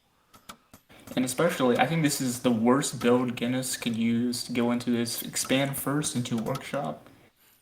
So DC, if he micros correctly, this should be a good advantage for him. He should be able to take it from here.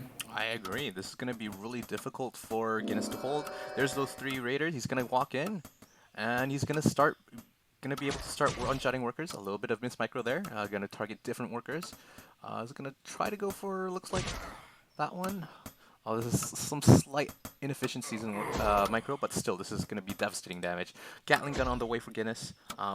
Maybe even a tower is merited in one of these bases and try to only hold one of them. I don't know. We'll see. Yeah, and I think Guinness realizes that's how I think he's going to try to put that down after canceling that workshop. He's going to try to pull the workers and try to bring it along with the gap, try to escort the gap back. Pretty soon, at least that's what he was trying to do in the first place, but... There's that gap. If that gets surrounded and sniped off, that's going to be possibly disastrous. Yeah, I think it will get sniped at this point. Oh, he's targeting workers. Oh, there it goes. That's going to be really difficult. It's going to the next gat is still halfway built. There's nothing else to really defend other than these workers. I think this is very good build order choice, very good understanding of the map for Destroy Call, and it looks like he's in a very good position to take this game. Yes, and well, that gat's very exposed, especially with the amount of flashes available. I don't think they'll be able to get out alive. Oh, one raider does fall.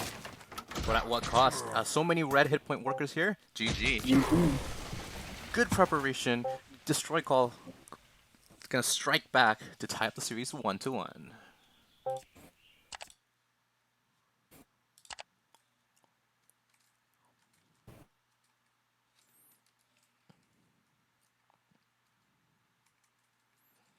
We have a lot of cheese today, actually.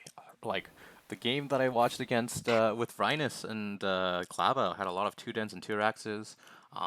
Your game's apparently the same. Same thing as here as well. We've got 2 den game 1 out of Guinness and also a 2 rax out of Destroy Call. Guinness is able to pick. We'll see what map he chooses.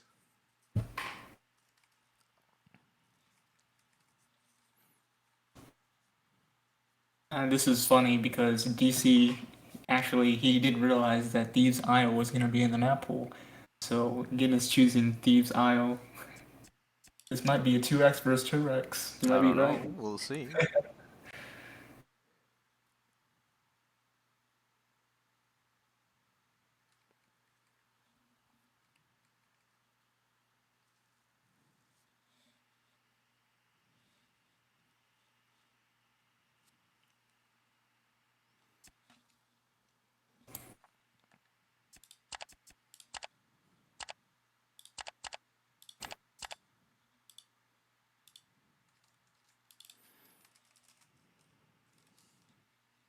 Okay, give me 1 sec. I'm gonna check something and I'll be right back.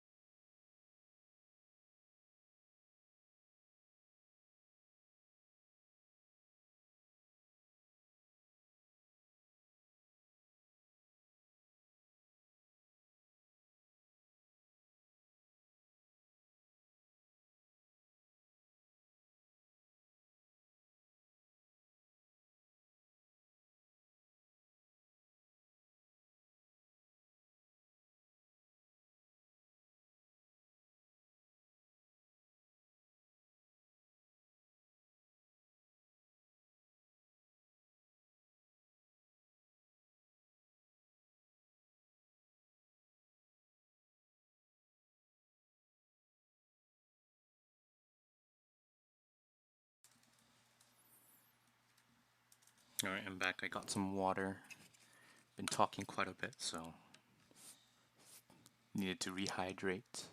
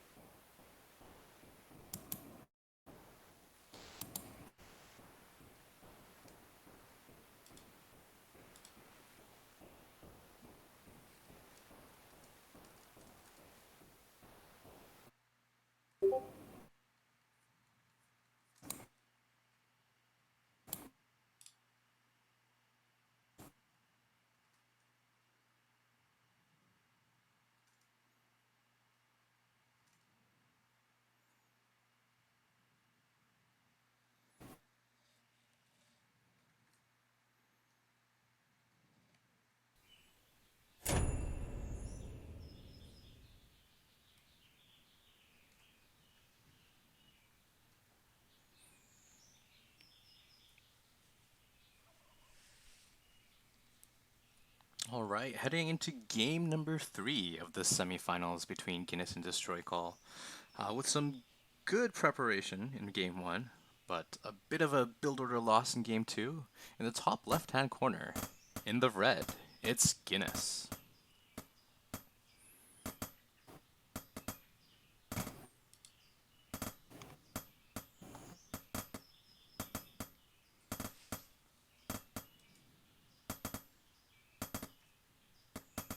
That's your cue, by the way.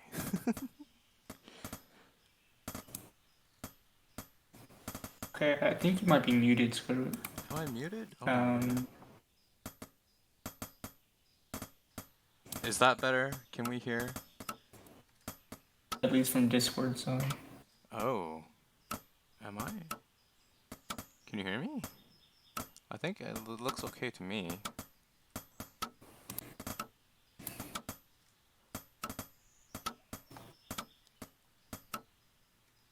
That's really weird. I feel like maybe you muted me in Discord. I don't know, but in the bottom right-hand side, it's going to be Destroy Call. They're both sending out some workers in the bottom, and in the top, this is going to be something really interesting. We have some dens on both sides. One proxied over here, one proxied over here. So the cheese never seems to end today.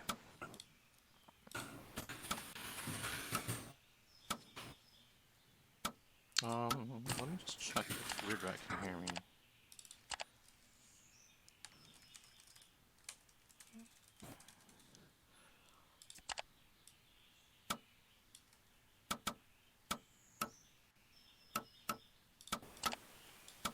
We have 2 dens out of Destroy Call, 1 den so far out of Guinness at the moment.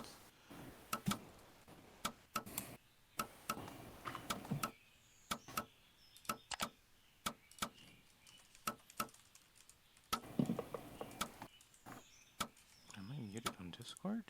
It doesn't seem like it.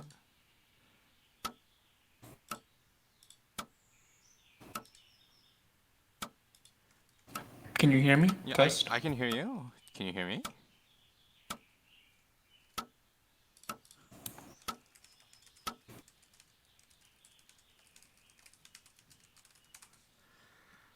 But yeah, let's go back into the game. We have a werewolf's den out of Guinness. This is gonna be really interesting. So werewolf's den really early, trying to get werewolves out and a dropship probably looks like with the advanced workshop. But I don't think that fares well against this two den of destroy call.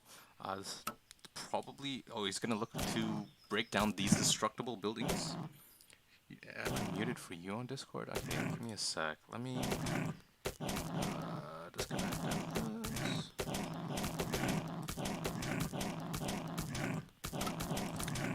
Is that better? Can you hear me now? Test, test. I don't know.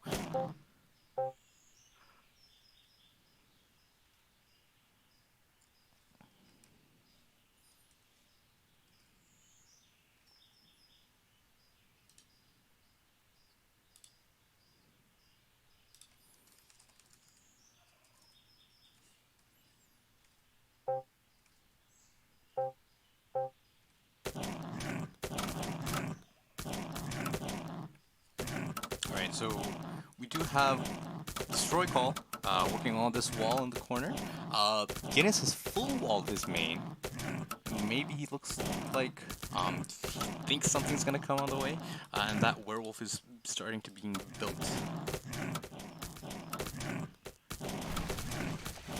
So yeah, I don't know how this is gonna work. Is this gonna be favoring Destroy Call? Is it gonna be favoring Guinness? He's gonna look to build an airship and drop this werewolf into the main of Destroy Call, but I think this attack is going to be faster. Is he going to have the presence of mind to build a tower down here? Possibly. Now he knows. What is his going to response be? Okay, it's going to be a tower here. Maybe it would have been better if he placed the tower over here so that if this wall was to fall, then he could have a secondary wall going into his main. But at the same time, by having this tower on this side, he's able to repair these two buildings from here. I guess you could have done the same thing by having a worker here and repair this. But yeah, like I said, having that tower on this side, oh, that's unfortunate. He tried to put his worker on the bottom side, tuck into that corner, but that didn't seem to work. This is really unfortunate. And by canceling the tower, this is gonna be really tough. Okay, double tower, I like that. He's gonna repair the airship, the advanced workshop. He's gonna try to wall this entirely, but I don't know if is this gonna be enough damage. This advanced workshop falls and the wolves get in. I don't know. I think this is gonna be too much. This werewolf is gonna try to come back to defend, but will he be able to hold on? There's a handful of wolves. I think I'm dead. Yeah, can you hear me? Does it work now? I got you now. Yeah. Excellent, okay. I just jumped back into this game, yeah, after seeing that, dropping off that tower cancel is really unfortunate. Yeah, that cancel. I think he was trying to tuck that worker into the corner, but he was unable to do so. A little bit of Wolf micro here and a whole position micro from Guinness as well, but he just lost so many workers and the rest of them are all low HP as well. This werewolf could be the saving grace though. Werewolves are great against wolves, but yeah, he just doesn't have enough workers left. And that's gonna be GG. Another quick match, and here's the problem with a lot of this. See, if you see like, let's say a best of 5, and you continue the first few games, if you cheese, and so far every player has cheesed this game, they're going to expect the other person to cheese, and therefore from that they're going to cheese themselves and try to get a build order win. Right. So this is kind of like the mind game aspects of it. This is really difficult for both players, I think, especially if you're in this mindset of, cheese versus cheese. Yeah.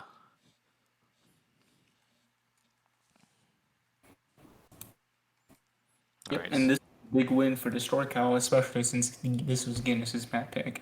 And now Right. Guinness will go on to try to choose his next map.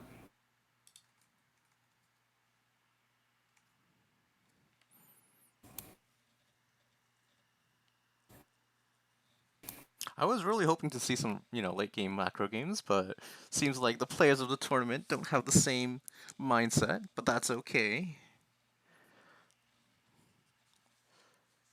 Alright, we'll see which. Let's ranked pool.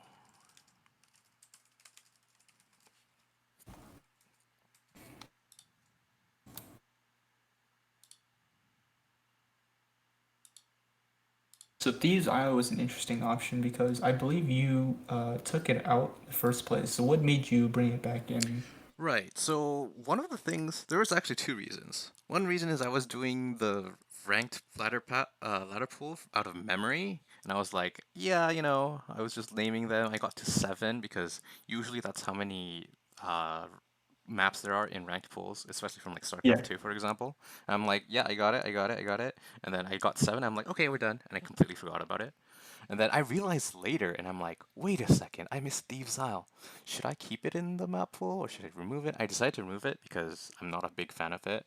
And also, I was thinking of doing like the pick ban system, and it would have been an awkward number for the pick ban system because, And uh, I think is especially you were able to also add that in because we're not doing the type of I believe the map eliminations kind of like that because you would it right, would be better to put 7 if there was map eliminations, but in this case it's fine.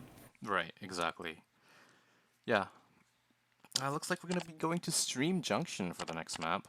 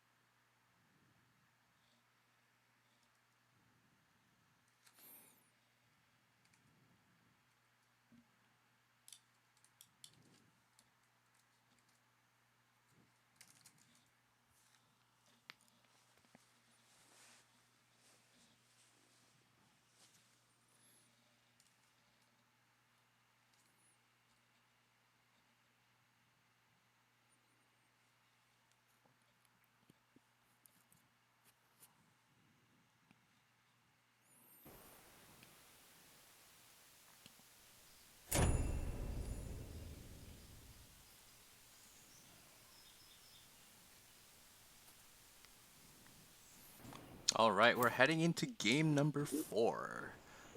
With starting in the top right-hand side in the red, playing as Guinness, actually. Unfortunate that his werewolf drop didn't work out last game. It's Guinness.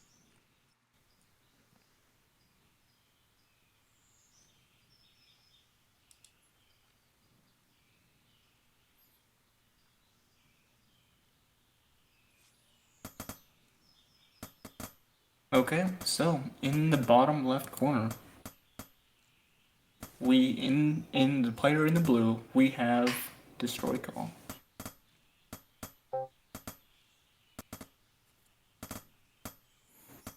All right, looks like Destroy Call is not done with the cheddar. He's sending out an early worker again. We'll see what that worker is for.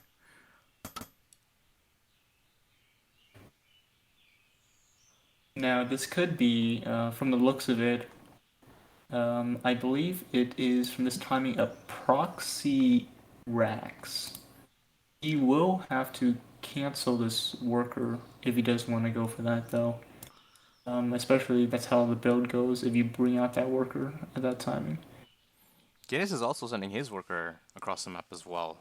A lot more cheese going on. I was gonna talk about, like the big map and like how this favors beast and long macro games and stuff, but looks like that's not gonna happen. Guinness is actually, uh, okay, yeah. So you were right. It's gonna be this Rax, and it's also gonna be a Rax on the side of Guinness as well. Two proxy Raxes. We'll see how this And goes it though. actually looks like Guinness is going for a 2 Rax play instead.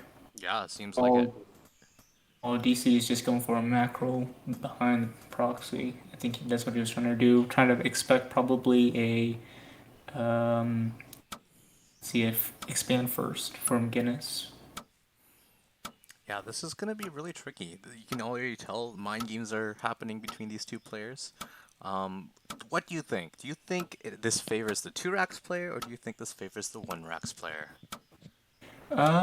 See the thing with one as the 1 Rax player at this point, one Rax production is not able to do enough damage, do enough damage to the worker line at least.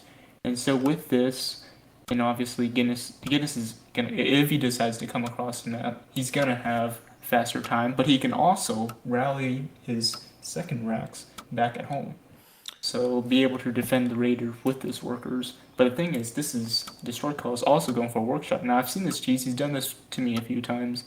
Um, this isn't gonna pair well, especially now. I think it's actually in Guinness's favor because this workshop right here is not exactly too good versus a two Rex play. I agree. However, will Destroy Call see this worker going back into the base? Not quite. If he was, maybe he would be able to see, like, sense something is off and adjust his game plan accordingly. But he's gonna walk into an undefended main base, and that's gonna ring some alarm bells in his head. Yes, definitely. And now we have Guinness's Raider also coming across the map. It also does seem that Guinness is, yeah, he is doing what I said. He's going to rally his second racks back toward his main and his first racks across the map.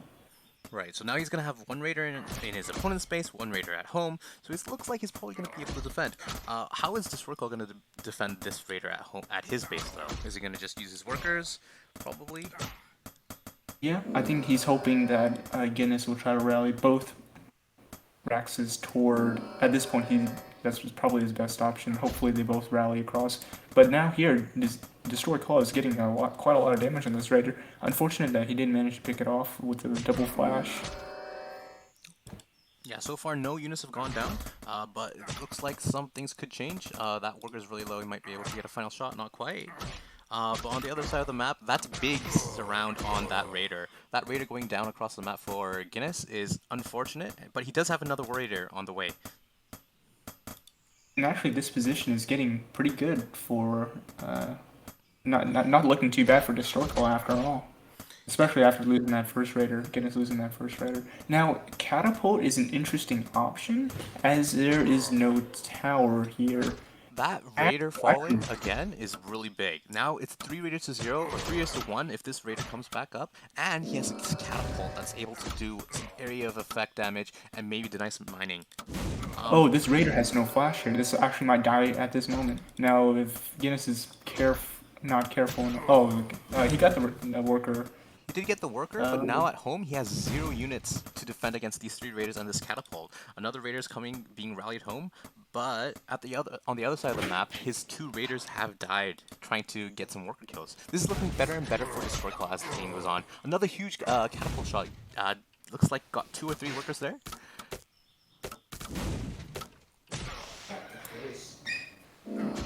Yeah, at this moment of time, it seems like Destroy Call's in a huge advantage, another blink away, and Guinness is down to, what, how many workers? 4 workers against the 9? Yeah, this is looking like it's pretty much over. Destroy Call looks like he's going to take this game. Wow. Yeah. That's actually pretty insane. Yeah, from a build order advantage or disadvantage, depending on how you slice it, he's only got 1 worker left. I think this is pretty much it.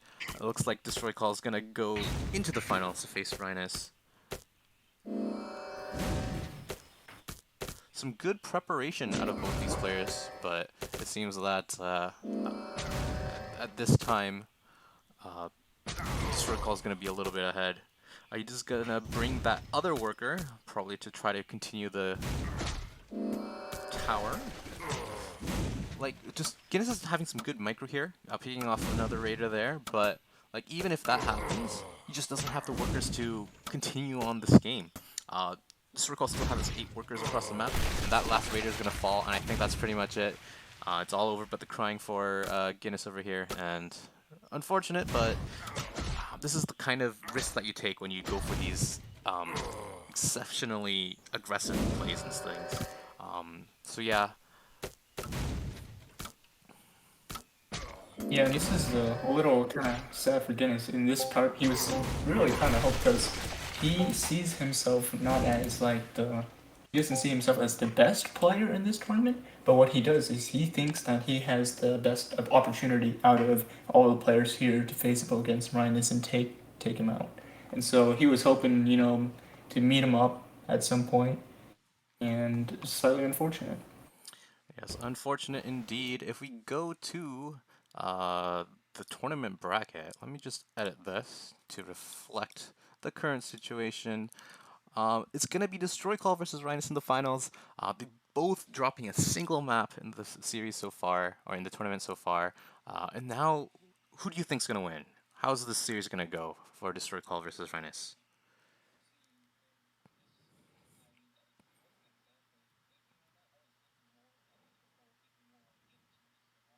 Mm-hmm.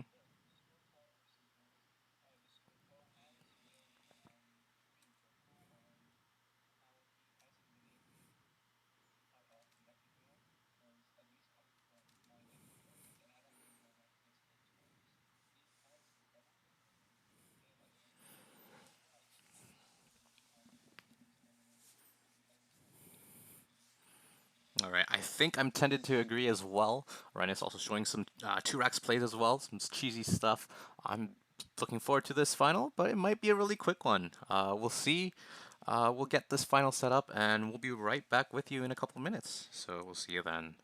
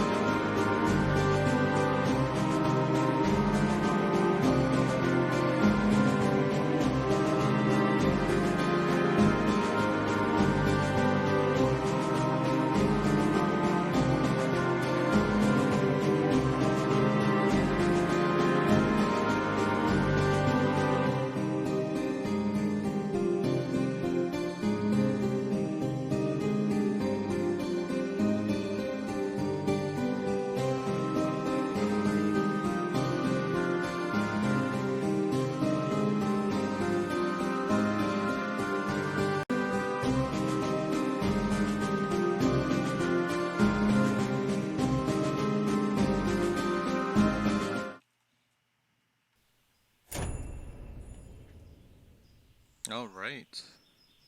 We're heading into the finals of the May Cup. It's going to be an exciting one, possibly a really fast one. We'll see. Spawning in the top left-hand corner of the map. The Master of Mech, who hasn't played much Mech this week, actually. Only, I think, one game so far that I know. But it's Rhinis.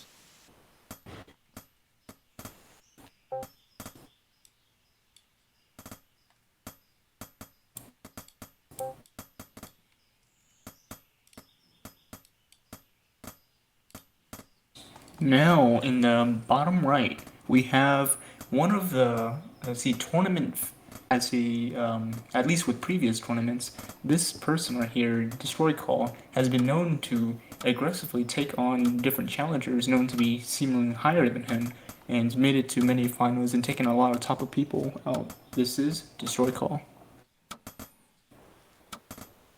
All right, what are we expecting on this map? Do we think it's going to be another cheese fest, or is it going to be something a little bit more standard? Let's see here. Rhinus is definitely expecting some type of cheese, and the reason why would be probably because since he's so familiar with this map, and a lot of his Maxim City was developed on this map. Yeah, definitely. Here's the worker scout right here. So he is definitely expecting some type of cheese at this point. And I don't believe this is a proxy of. Actually, he's stopping worker production. Interesting. What Okay, so worker? it isn't a proxy. No. It might be.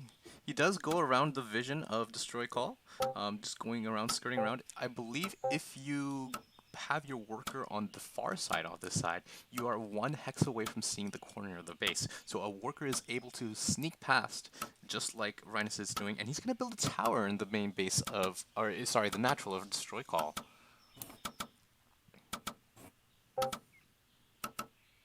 Yeah, this is an interesting option. Destroy Call is kind of familiar of this tower and natural trick, especially with a lot of my games. But I don't think he's expecting Renus to pull something like this, especially since Renus hasn't really done this in any of his games. Right. One thing that I do want to note, by having the worker on this side of the racks when he was building it, and not on this side, he wasn't able to see that worker when it was poking around to seeing what he's doing, which is really unfortunate. It's a small thing, but this could make a huge difference in games like this. Indefinitely. Now let's see if this is a full committal from right. It does seem to be like he's gonna put that. Oh, there it is. I was expecting more of a tower, but I think that's a good option to go for house because that raider right there cannot touch that worker at this point. But what is the point of this house? I feel like there's no really good reason to have this house, unless I'm I think the mistaken. main reason right here is he's gonna put another tower down. From that's my yeah. I think that he's gonna put a tower right here, and with that house, the DC will not be able to pull any workers. That is Um, true, but like I feel like with raiders, you don't really need. I guess it delays the natural, but you're already delaying the natural with the tower. I don't agree with this house, but at the same time we have this raider, there's a little bit of skirmish here. Um, we'll see if that raider is able to blink and get an extra hit off of Rhinus's raider. At the same time, yes, you're correct. So it is a tower into a tower. And yeah, the point I wanted to make is that you can just build a tower to counter that tower. And oh, Rhinus losing this raider in the middle of the map, that's really unfortunate. He's gonna have to defend at home, 2 raiders to 1, and he doesn't have anything else. This cheese on the other side of the map, I don't think it's gonna go very well. This is really Yeah, I dangerous think for Rhinus. actually Linus is at a huge disadvantage at this point because DC's tower above is actually in range of that tower on bottom. Plus, he's got the raider advantage going across. And now we see Do Rhinus adding on a second racks, trying to put more committal into this. But at this point, with that tower finishing, that may be a big problem. Yeah, we'll see how good Rhinus's micro is. He's known for his micro. There's that second raider popping out. He's going to target that raider. Okay, double flash out for Destroy Call. He's going to wait for the third raider to come, which is just right chilling over there. Don't want to lose this Brax. I think you should be able to target the worker with the tower to prevent it from being repaired, but I'm not sure. It might just be slightly out of range. However, there's a skirmish on the other side of the map. These raiders. one apiece, and also Destroy Call lost the other one. So right now, it's going to be one Raider to one Raider. And with the second Rex in Rhinis' favor, he's going to be able to snowball it if he continues to do so. And now this is a big problem right here because first of all, if you notice, I don't know if you noticed, but he did lose that one of his DC did lose one of his raiders to a tower of Rhinos, and that is a big problem as to the snowball. And second of all, that first tower may fall, but there is no backup plan for DC. I don't think he scouted the second tower actually. He might not have. Let's check his vision. He doesn't. He is aware of it, but Oh, he is aware of it. Okay, but there's at this point he should not have been able to get that castle because you would need to pull a couple of your workers and build soldiers actually in order to take that bottom tower out. And also, he did see Rhinus. I believe he did see both of Rhinus's Rexes. So this is an interesting choice from Destroy Call. yeah, I think once you see that second Rex, you have to make a decision. Am I going to defend at home with like a tower and go for a natural, which in this case he can't, or go for a second Rex on his own? These Rhinos, Raiders of Rhinos catching Raiders of Destroy Call for a little bit. This two are really weak. I feel like Destroy Call is in a bit of a trouble here. That workers was trying to build the tower is gonna fall, and yeah, what seemed to be like a good opening for Destroy Call has quickly turned into something a little bit worse. That tower being cancelled, unfortunate. Destroy Call is going to go for a hidden base over here, and we have workshops at the same time. Okay, what do you think? Do you think this is better for Destroy Call or Rhinis?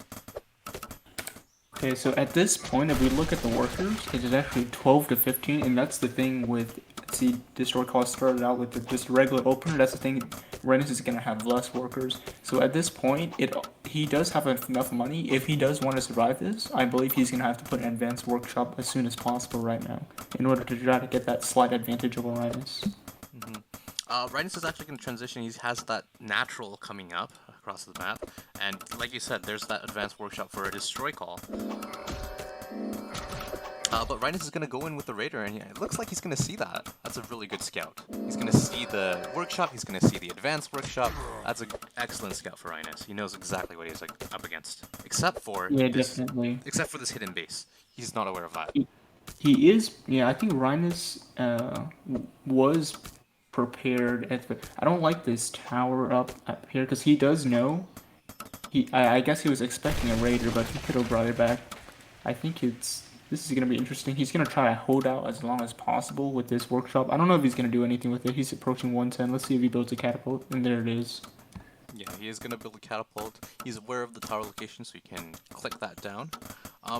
Rhinis is actually scouting around the map, looking for hidden bases with the Raider over here, with the Raider over here, but he hasn't actually looked at this location. He did check the top side, where most people would get the castle, but in this case, Destroy Call went for it at the bottom side of the map, so he's unable to scout it. So I guess maybe Rhinis thinks that Destroy Call is still on one base, and that's why he built that tower in his natural.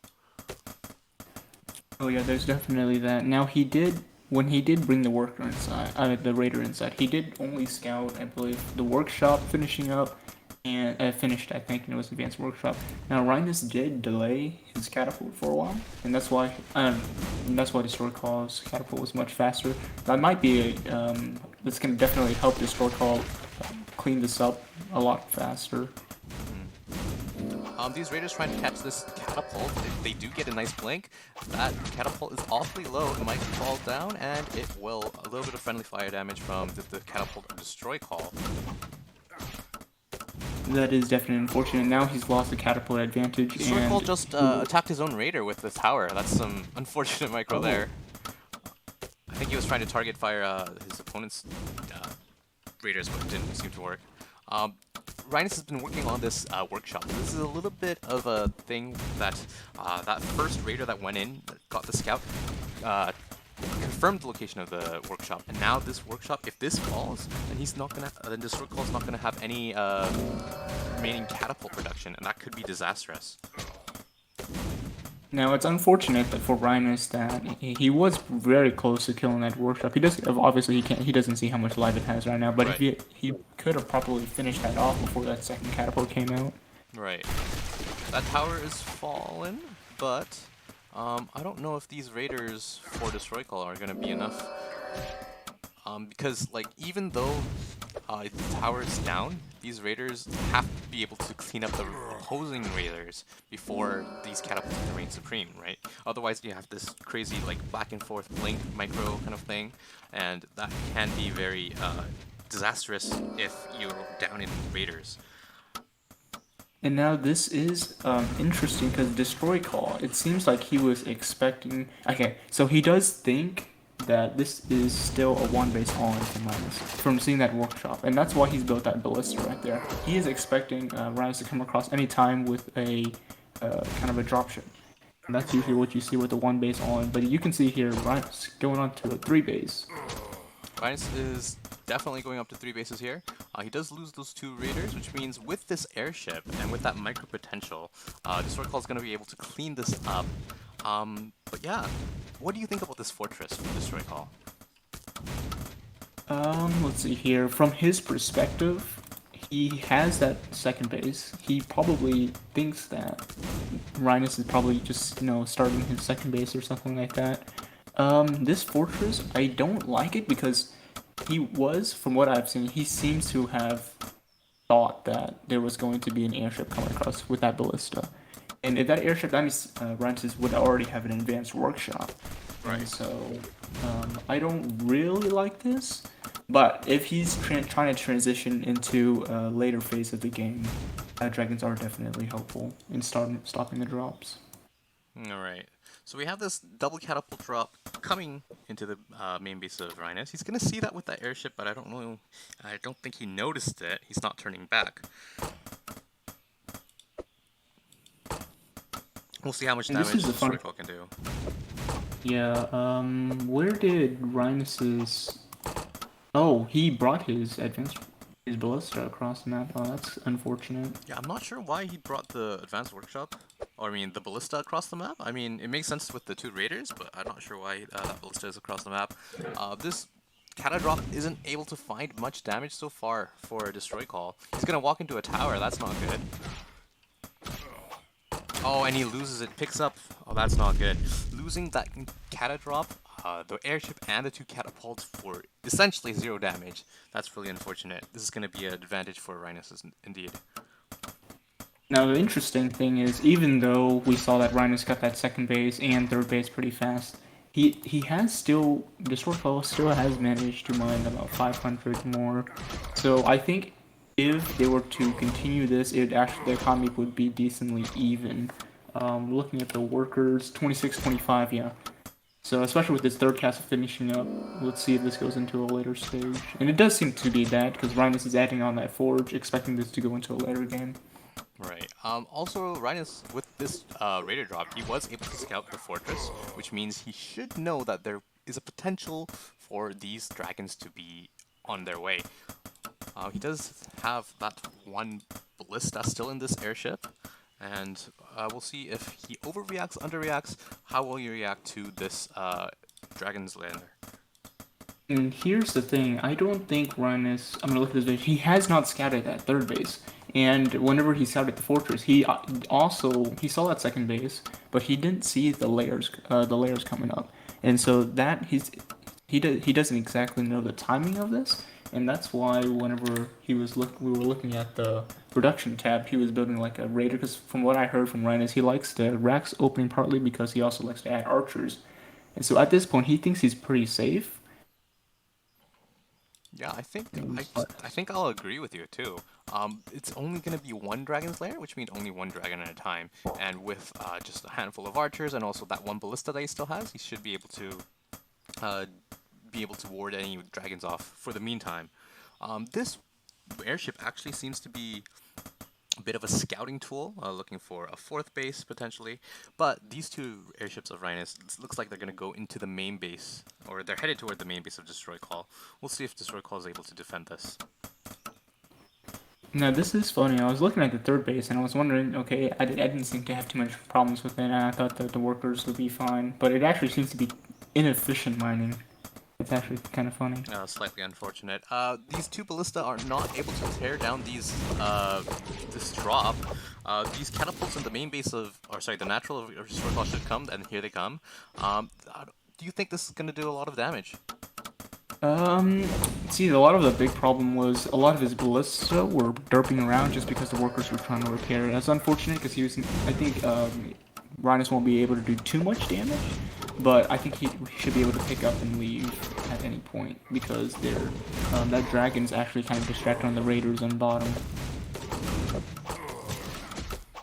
Yeah, and with that tower finishing up, and with just the sheer number of catapults, I feel like Storycall is going to be able to defend this.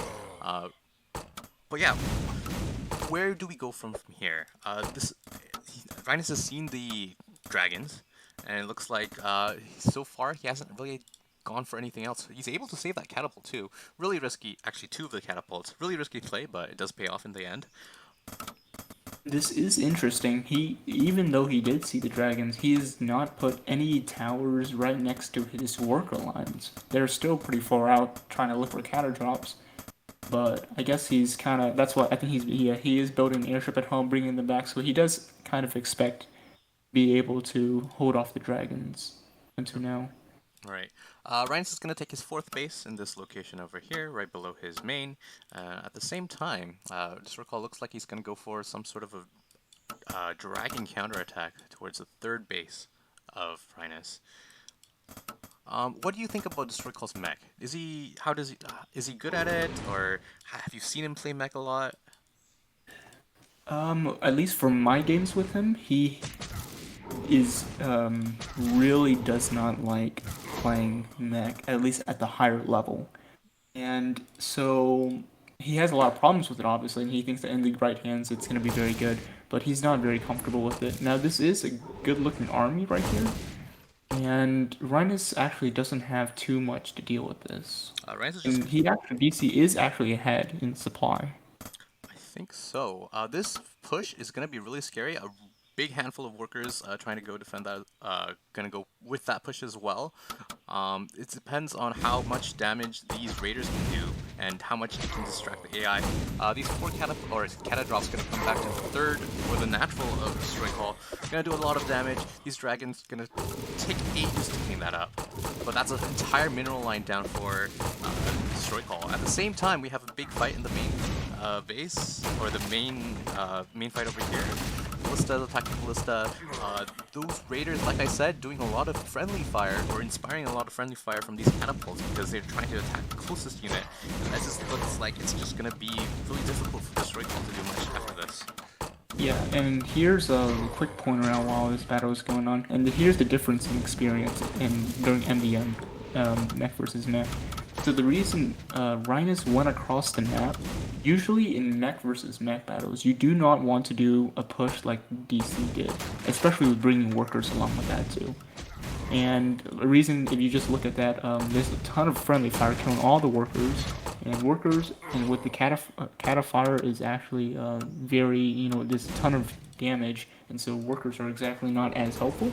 And Rhinis actually decided to do that push, and that's because with his experience in MVM, since you can't do that push because the reinforcement power of mech, the defensive power in mech versus mech is actually insanely strong. Right. And so that's why he sent across those 4 catapults, and he did get a lot of reward out of those, killing all those workers. Now, if you notice, DC doesn't have that many workers. And GG, there we go. Some really interesting build at the beginning. It seemed like Destroy Call had a handle on the game with his scouting and the initial stages of the game, but Ryan is able to bring it back to some place that he's more comfortable with and take that series, or take that game, sorry, excuse me. Alright, looks like we're gonna go to game number 2, and it's gonna be Destroy Call's choice of map. And it does seem that he has chosen Xenos. At least that's what he said.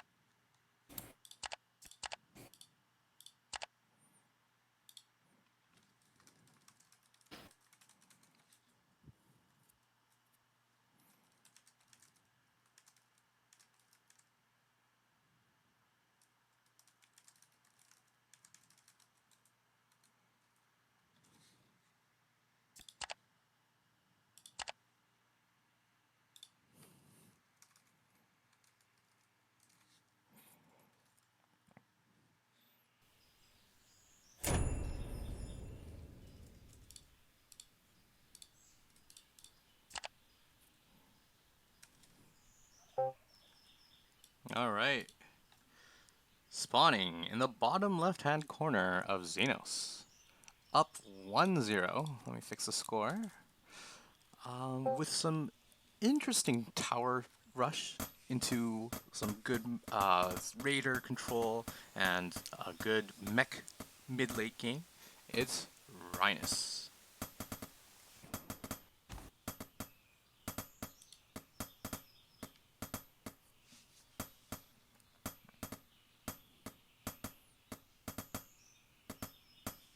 Now, in the top right, the player who's just showed off some pretty decent mech control and bringing that game from a cheese into a slightly macro game. Surprisingly, this is Destroy Call.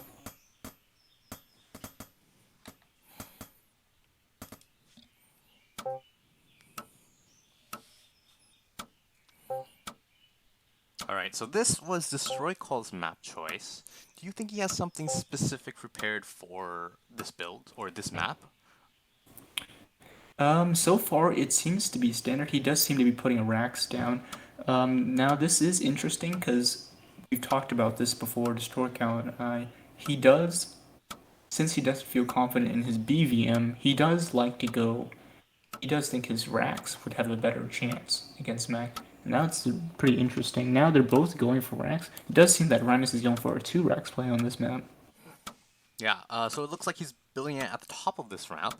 So one thing I'm not sure if you know, but if you try to go like if it's a full wall, like up this ramp for example, if you have a worker and you try to like click a worker like across the map, it will automatically path to the best route. So if it's walled off completely, like in this case, and you try if you have like a worker here and you try to like right click it across the map, it'll try to go around this middle area, and that's how you could like potentially see, oh, he's walled off this ramp kind of thing. But this is going to be a 2 racks from Rhinis, and it's going to be a 1 racks for Destroy Call. Generally, I'd say 2 racks is favored in this case, but we've seen something otherwise in our last series when Destroy Call did a 1 racks versus 2 racks, but that had a workshop. What do you think this is going to be? Let's see here. DC does seem to be. Let's see here. I'm kind of confused. I don't like this positioning from Rhinos' perspective, because let's say DC, he's gonna see it Yeah, right here. see, His right now, right? Raider. Exactly. Yep. This is exactly what I was talking about. This Raider is looking like he wanted to rally across the map, but he's going around. If he knows, yes, I think he understands that this is going to be a full wall on the top of this ramp. He's going to see what's up. I think once he sees this, he's going to realize it's going to be a 2 racks.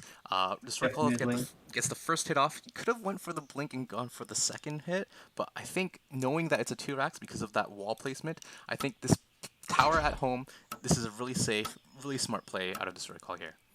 Yeah, and right now, I actually think, yeah, Distorcall is making all the right moves. He has that tower should be able to finish before the. Actually, no, I thought that it would finish before the third raider, but the third raider does pop off now, and he does need to pull probably maybe 3 workers or so to kind of hold him off. He hasn't seen the third raider yet because Rhinos is hiding on the top of the ramp. Yeah, I think Destroy Call can't be too ambitious. I feel like if he was waiting here for them to come back up and then just like blink away, I don't like this move going around. Those raiders, I guess the tower will finish in time, but those raiders of Rhinos can just blink across, right? I guess Yeah. the castle will help with the Sim City here, but you And can I think blink that's what across Rhinos over is here. trying to do. That's what Rhinos should do, in fact. Try to go around the side. I don't think he can. No, I think he can blink in from this top, but He can. Distorcall has pulled some workers. Yes, that is good. Yo, this is good preparation. Having these workers and the presence of mind to bring them to bait him into trying to blink across, and he's going to surround them with the workers. This is excellent play from Destroy Call here. There he goes. Oh, and Rhinos managed to blink past the workers, a few of them, but I think he should be able to hold here. It might be a little sketchy, I but feel Distorcall has gotten across the map, taking out the worker from building the castle, and this does seem to be an interesting point. yeah, I And think Ryan, I think he is actually kind of at a disadvantage at this point now. I He agree. did lose a raider, and he's also losing workers back at home. I agree. These raiders doing a little bit more damage. Right now, Destroy Call is up 3 workers, and he has a faster second base. This is looking like a very clean defense out of Destroy Call. Yep, definitely. And let's see here. Rhinis is also deciding to. I think he's given up the idea of taking the base. He's putting down more committal on the raider production. The problem is, what do you do from this scenario as Rhinis? Like, that castle doesn't seem like it's gonna be okay. No, he is pulling workers, so he does want to keep that base going. But he's gonna be playing from a very high behind position. But of course, if anybody can get behind from make a comeback, it is Rhinis. I feel like he could just go for the Raiders instead of going, around ring around the rosy. That's also really good. He's gonna be able to pick off that Raider. Or sorry, that worker. But yeah, definitely Destroy Call is in a very big advantage. This castle for Rhinis has been delayed for quite a while. He's also up 6 workers now, so nearly doubling the number of workers that Rhinis has. Yeah, so stellar defense by Destroy Call, and yeah, we'll see how he'll close this game out. Now, Destroy Call is deciding to switch into mech. It is an interesting option. I don't know about this because from what it seems, Rhinus, he is going to. Okay, no, Rhinus is also going into mech, so this is actually a decent position because there are multiple ways Destroy Call can look at this. Because right now he's got a pretty good read on the situation, right? He saw a few raider production, just enough, and then he also saw the castle, and Rhinus is deciding to continue with the castle. Now, the other couple of options he could have done is either, take a third base behind that, or, try to do a 2-base push. And it does seem that, at least so far, he is going for an armory, which is a really interesting option. You usually don't like to go for archers against catapults. Right. This armory also intrigues me as well. I feel like, is he gonna go for Archer range? Is he gonna go for something like a Raider Shroud? I feel like Archer range probably makes more sense given the amount of archers that he has. But at the same time, this is kind of like an in-the-middle kind of type of thing. It's not quite as greedy as going for a third. It's not quite as greedy as like putting down 2 or 3 more racks and just going across the map and try to kill Rhinis. So it's kind of in the middle. I wonder how this is gonna turn out. Yeah, this is kind of funny because, I've been quite vocal about this. RVR is, if the other opponent does not get another, let's say it's a 2-base versus 2-base situation in an opening racks versus racks. There are so many good, at least from my perspective, there's so many good 2-base all-ins. And what I'm talking about is either a +1 range from archers or a 3 racks with the workshop. And it's funny because seeing Destroy Call go in for trying both options, it's pretty interesting. Right. This is a little bit of a mistake, not bringing this catapult with the workers. I mean, the archers. I think ideally he wants to escort that catapult so it doesn't get picked off by raiders like this. But I think he'll be able to, if he brings his workers, he might be able to save it. Not quite. That's unfortunate. Bit of a misplay. And that raider is actually going to go in. Maybe he might be able to get the scout on the armory as well. But at the same time, this small portion of archers at the front is going to start hammering at these racks from Rhinis. And at this point, I think Rhinis should be able to. He may lose the racks. Actually, no. Yeah, he's just gonna keep microwaving back at this point. So not too much devastating damage, but Destroy Call is still 20 supply ahead of Rhinis. Right. I think with these archers, I feel like it might be better if he just like goes around, or yeah, breaks down these destructible buildings over here to go for a different route. This raider looks like it might barely survive, and it will. And looking back at that point, wherever Rhinis was using those, I believe, 3 raiders to kill that catapult. It might have been a mistake actually. Rhinis ended up losing 2 raiders, I believe, and now he can't pick up reinforcements as efficiently. Now he is going to continue to defend. I believe he should be able to defend with his, at least with his airship and catapult coming out. Now he is getting a den. 2 dens actually. This is really interesting.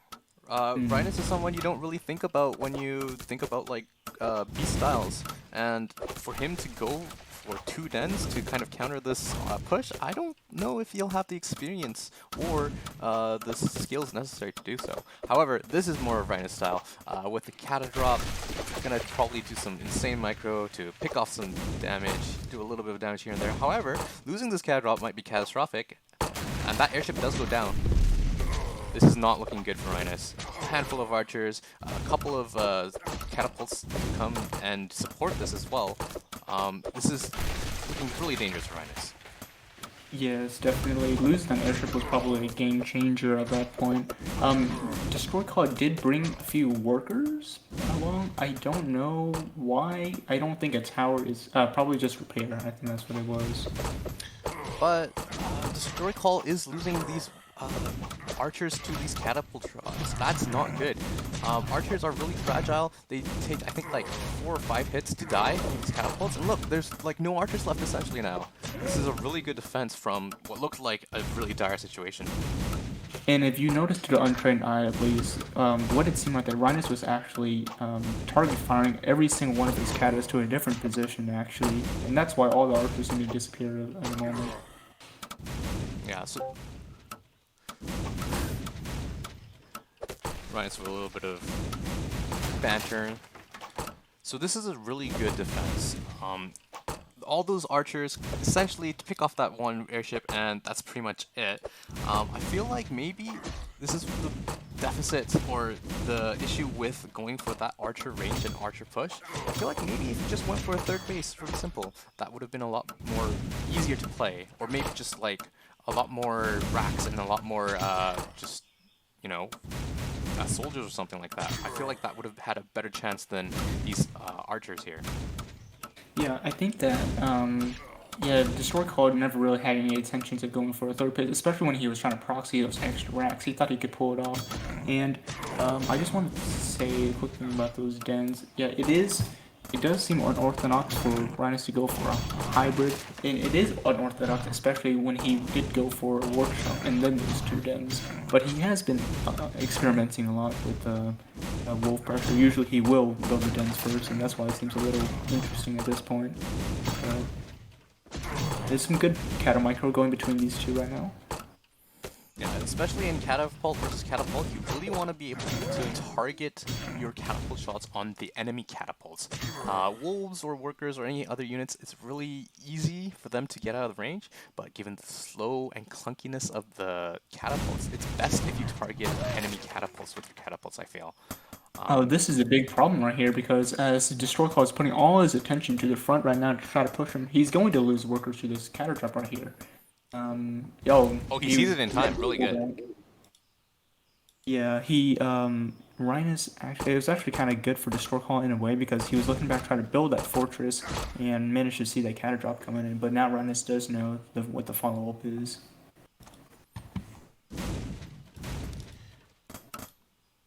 Yeah, and this Cata drop is, even though it's been reacted to a little bit, it's still doing damage. There's no real anti-air in the vicinity or at all. No archers, no advanced workshop or ballista. So this Cata drop is continuing damage. Yeah, things went from good to worse to bad right now for Destroy Call. Yep, and he actually lost quite a bit of workers just for not knowing, even when knowing that it was going to be. He did bring the ballista across the map, and actually he was moving it across the map just as the Cata drop came in, so he didn't pull his attention to pull it back. That airship of Destroy Call falls on the front lines. That also had a catapult or 2 inside, and this is not looking very good for Destroy Call. Yeah, and this is very unfortunate because Destroy Call really felt like he had a good opening. Like he held it off much ahead, and he thought he could finish it off with the 2-base push right there. Yeah, and that with that natural mineral line of Destroy Call being taken out by that casual drop, it looks like Destroy Call is just gonna run out of steam, and it looks like Game 2 is gonna go to Rhinis' hands. Now Destroy Call did manage to put together quite a few soldiers up for this, and he is pulling it apart. Let's see if Rhinis is also, he's flooding a little. I think he has in mind, he does think he can take this out pretty easily, at least hold his position, and he does have a really good surround after this in a way. Oh, he did lose that airship right there, so he's gonna lose both of those kata. And if he does see that ballista, he should probably also take that out. Especially if he's gonna try to continue, go into the dragonfly. Yeah, but the problem is, Destroy Call has no workers. It's going to be 9 workers to 29, and he has to kill him with this push, but I don't know if this is going to be enough. I don't know if it's Oh, going I to be didn't possible. notice that. Apparently that kata drop did get a whole bunch more kills there. Yeah, it did. It took out the entire natural mineral line of Destroy Call, so yeah, unfortunately, it seems like Destroy Call, even with a winning position in the early game, doesn't seem like he's going to be able to close this one out. And I think that this really comes back to that questionable decision of going for archer range. Yeah, maybe just like a handful of dens and a handful of rats might have been a better decision, but I guess we'll never know. Yeah, I think that was the most questionable decision of this, causing this, because he did try to build more archers going into this. What he was expecting, I mean, he did expect a mech follow-up. I mean, it is Rhinis after all, right? But I think he was trying to clear off, try to maybe range would help him clear the barracks on top if there was any cat fire. Maybe that was his thinking. Right. And going back to that, instead of going for these 2 racks, maybe if you just went around instead and ignored those 2 racks and not waste so much time and resources trying to kill it, I feel like that could have been a potential way that this game could have gone differently as well. But yeah, Destroy Call says GG, and that's it for this game. We're gonna go into game 3 right after this.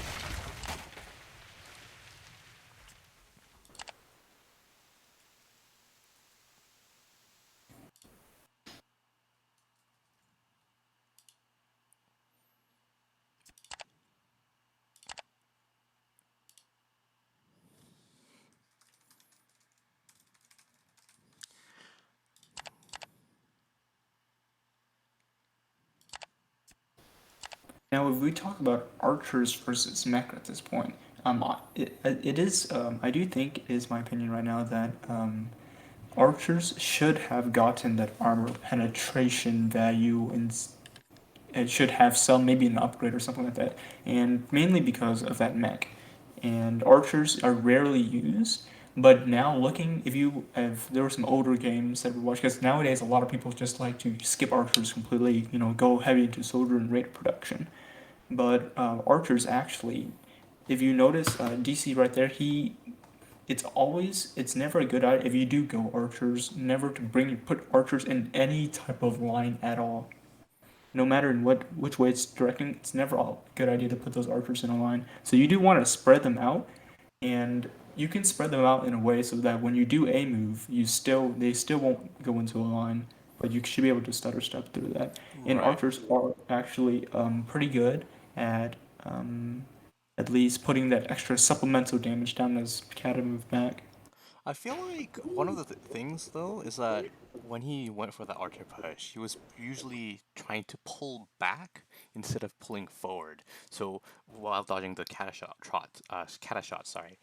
So even with archer range, archers don't have that much range compared to like catapults. So if you instead had wanted to go for uh, shooting and then moving forward to dodge those shots, then the archers would have still been in range to focus on more catapults, and I think it would have went a little bit different. But yeah, I still don't agree with that decision of going for archers for a push. I think either a beast transition, like put down 2 or 3 dens or 2 or 3 raxes and just going for soldiers. I think that would have been a lot more effective. Destroy Call is gonna Yes, pick. and Sorry, go ahead. no, it's fine. Silent Ford. I think I don't know Fjord. exactly how you say that. I'm pretty sure it's pronounced fjord, but I could be Fjord. Okay. wrong. I could be Okay. wrong. I'm gonna go mute for a little while, and I'll be right back. Alright, sounds good. Alright, so Silent Fjord is gonna be the map of choice for Destroy Call.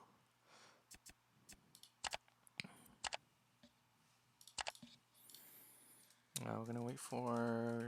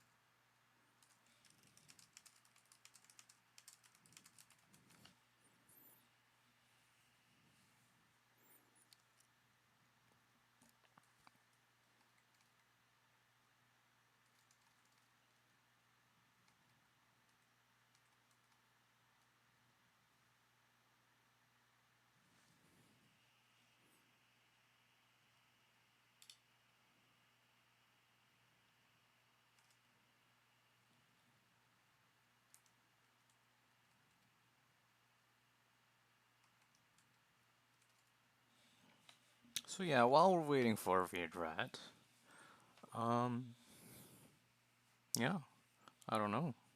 What else is there to talk about? How's everyone doing in the chat? Looks like we had some followers actually. Redshift, Firestorm, and Ghost Pew Pew. Thank you very much.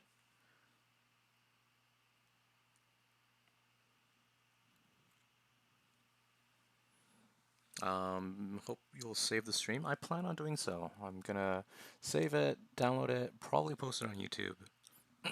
Because yeah, after 14 days with, unless you're a partner of Twitch, I think if you're a partner, it's like 30. This has been a good tournament despite the number of dropouts. Yeah, it was really unfortunate. We're waiting for. We're waiting for Weird Rat. It doesn't come in like 2 minutes. Oh, he's here, Hello? I think. Hello. Okay. Join the Silent Fjord. Would like to see more in the Yeah, I future. just had to switch up setups. Can you hear me? Yeah, I can hear you. Sounds good. Okay, let me log back into the stream.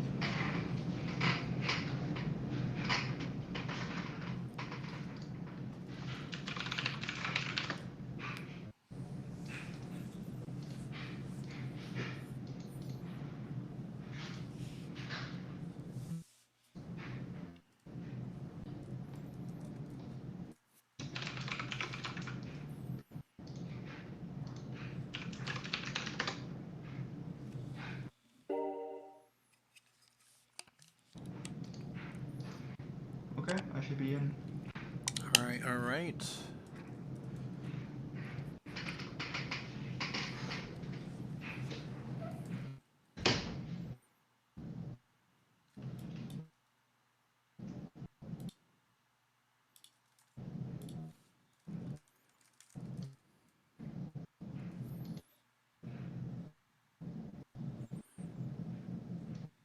I just want to test, is there any background noise on going on right You now? do have a little bit of background noise, but Okay, let me see if I can fix this. Is this good? Better? yeah, that's a little better.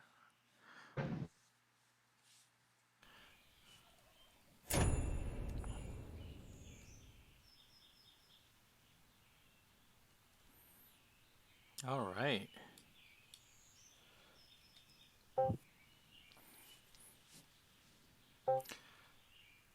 Spawning in the top right hand side of Silent Fjord. Down 0-2. Had a bit of an advantage in actually both games in the early game. But unfortunately not able to close it out. Let's see if he can do it on map 3 over here. It's Destroy Hall.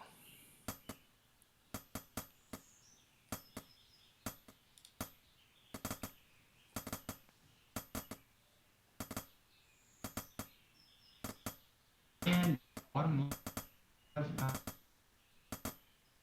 there's still to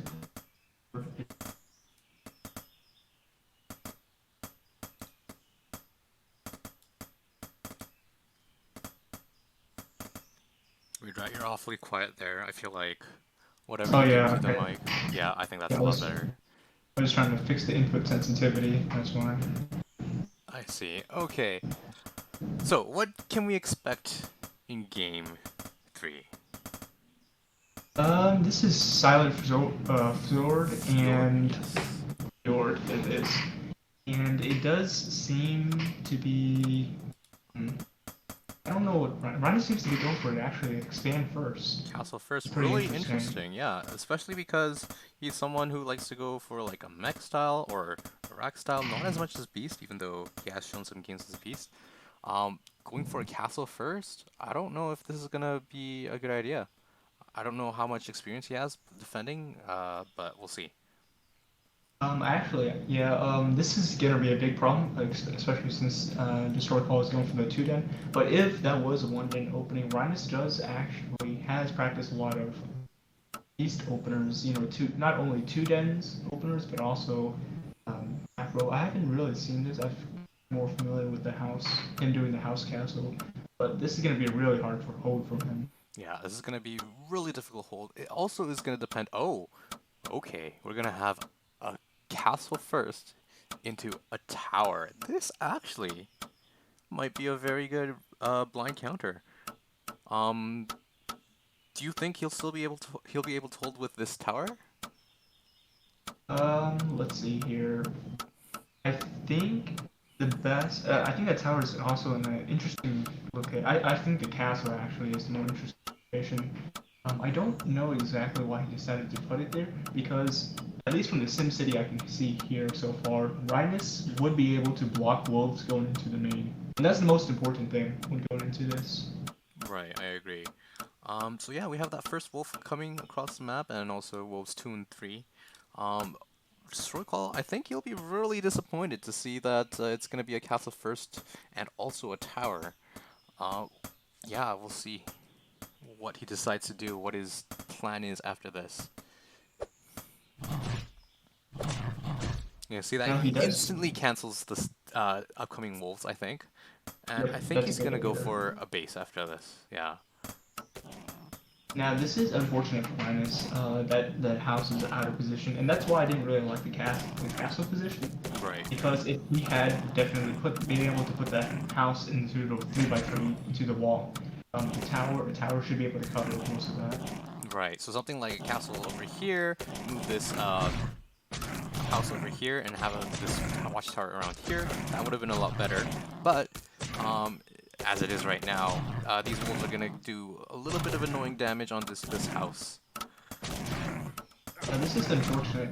Linus is forced to add on a second tower. Yeah, he definitely will have to be able to use that second tower in order if he wants to save that house. Now he does get a wolf. Yeah, that is a That is bit of an good. unfortunate micro from Destroy Call, losing that wolf. Ideally you don't, but it's... Yeah, this second tower being forced out will hurt Rhinis's economy a little bit, and maybe Destroy Call, if he goes for like a fast third base on all this, then it might be something that he's alright with, but... Yeah, and the short call, the most important thing for him right now is first of all he's got to see that the tower he's starting to get hit by a tower on top, and I Right. think he does realize that now. Yeah, he's gonna pull And back. yeah, and so the best option for him right now would be to go ahead and add the third base, and I believe that's what he's doing right now, bringing that worker. Yeah. These wolves gonna go in, try to look for a scout. I think they do see the workshop, but they don't see anything else, and loses a wolf for that, which is unfortunate. Um, One thing that I noticed was that Rhinus started to build a catapult, but cancelled it in lieu of this faster advanced workshop. Destroy Call gonna take his third base at this moment, and yeah, we'll see. Looks like we're gonna go into a macro game from here. And here's a thing to notice with mech especially. I think that's what Destroy Call is trying. No, I think it's gonna stay. So I would have liked it better if that wolf on top, on the potential base location in the middle top, would have been better scouting that workshop. Because the most important thing is you need to realize at this point what is going to be the follow up for this mech player. Now, Destroy Call is going for the safe option that he doesn't need to scout with that fast fortress, but it is nice to know because if you do see a Gatling first, you know how much time you have left before a cattle drop is coming. Right, that's true. This fortress, while it is kind of early, it was taken after the third base. I don't know if dragons are gonna be out to defend anything if like the first cata drop, but like you should be able to defend with a handful of wolves and some good worker micro, and it should be fine. But Brian is going for a second workshop, which leads me to believe maybe he's gonna go for some sort of two-base timing push or something like that. It definitely does look like that. Actually, I do think it's gonna be I believe it's gonna be a multi-pronged. Uh, yeah, he's gonna go for multiple airships and try this until he does scout that. See, the thing was, whatever he's doing right now is not good against my call because at this point, I believe he would love to do constant airship production. Right. Try to go in there, force destroy callers, pay attention to different places, and maybe take a third or push across the map. But Right. this is not going to be good. So now Destroy Call is getting his Dragon Layers. This is actually, I thought Rhinos would be hitting a little earlier. I'm not sure if he had a slight delay on his airship or not, but the Destroy Call have should be a pretty good time. Right. If that wolf is able to spot that airship going out, this is really big. He's going to be able to react accordingly, bring a handful of wolves over to that location, and that's really big. Like, I can't stress how big that is for just reacting in time. At the same time, though, double Dragon's Lair only about halfway done, so they won't be available for this attack. Let's see how much damage that Rhinis can get done with these Catadrops. Yeah, and I was right about the thing. So about what Rhinis was doing, he's doing up already the third airship. Right. He didn't see the dragon layers yet. So what he was trying to do was kind of do that multi-prong and then do a triple drop into kind of like the second, I believe it's the second blow, below the natural. I think that's what it was. And Right. he was going to try to camp around that area. Right, some good pullback micro from that worker, saving that. This worker from Rhinis looks like it's gonna fall. A bit of a miss micro here, but we have that second airship, as you said, coming into the natural of Destroy Call. Yeah, and this is gonna be interesting to see how Rhinis reacts to this. He's still going for that airship, so he's gonna try to multi-prong this enough to get so much worker damage that Destroy Call can't recover fast enough for the next push that's gonna. I don't even know. Yeah, I don't know. He's able to get that Dragon's Lair, actually, and still trying to do some more worker damage. I think that's really big. So instead of it being 2 Dragon Lairs, 2 dragons at a time, it's only 1. Oh yeah, that's a very good point. Actually, Dragon Lairs actually don't have that much life. They actually have less life than a workshop, which is pretty interesting. Yeah, they have the same amount of HP as a Wolf's Den, which is not a lot. And with all this catapult fire, it looks like Destroy might be in a hard press to defend. So far, he's only lost 4 workers, which is not bad. And so his defense is going all right. But if DC can stabilize and not lose too many workers, then he should be fine. Rhinis still hasn't taken a 3rd base, and yeah. Yeah, and it's unfortunate that this cleanup's gonna be so slow because he's not continuing dragon production, which is a huge mistake, I believe. He's opting for more wolves and just being a little more distracted. I do like that he's kind of adding on the second layer. He does manage to pick off a Cata at the 3rd base. Yeah, so the workers haven't been able to mine because they don't want to get killed by the catapults. So yeah, he doesn't have enough money for that dragon, but he really needs to get that second dragon producing so that he can defend. Now, Rhinis does have a backup plan behind this. He is continuing. So his thought process behind this is, Sword Claw is not going to have as many dragons, and I'm going to delay him as much as possible with these airships. He's going up to a 4th airship coming across the map at this point. And then after that, he's going to tower up and hide behind his post. Right. Rhinis trying to take this castle. There was a wolf there that denied it for a little bit, so that's really good. That was a big shot onto Destroy Call's natural mineral line. Now, Rhinis is in an advantage worker-wise, which is not looking good for Destroy Call. But he still has that. Good play. Yeah. He still has that 3rd castle still producing workers, so if he's able to stabilize, he might be able to do a little bit of damage. And also, Rhinis doesn't really have that much against a dragon counterattack, as you can see right here. You might be able to pick off some workers. Now, what I like to do is, behind that, as if this tower position right here in the natural, camping a dragon behind that until that tower finishes is very annoying because you have to decide whether you pull all your workers away or let them take damage as it goes. But yeah, it seems that Destroy Call might be trying to take a secret base in the top left. Rhinis does scout the worker. I don't know if he saw it. No, it looks like he's doing okay, so he didn't see it too pay attention on the dragons. But it looks like Destroy Call is going to take a secret base. Yeah, that might be a good idea. We'll see if it pays off. However, with this ballista popping and a second one coming to follow, these dragons are losing their value as time goes on. We have another Catatrop coming into the 3rd base of Destroy Call. He's not paying attention. He loses 3 workers there, but is able to pull them off a little bit after. So not bad, but it definitely could be better. These dragons, on the other hand, going to be able to keep tags on this airship going towards the 2nd base, the natural of Destroy Call. And we're waiting for a spectator.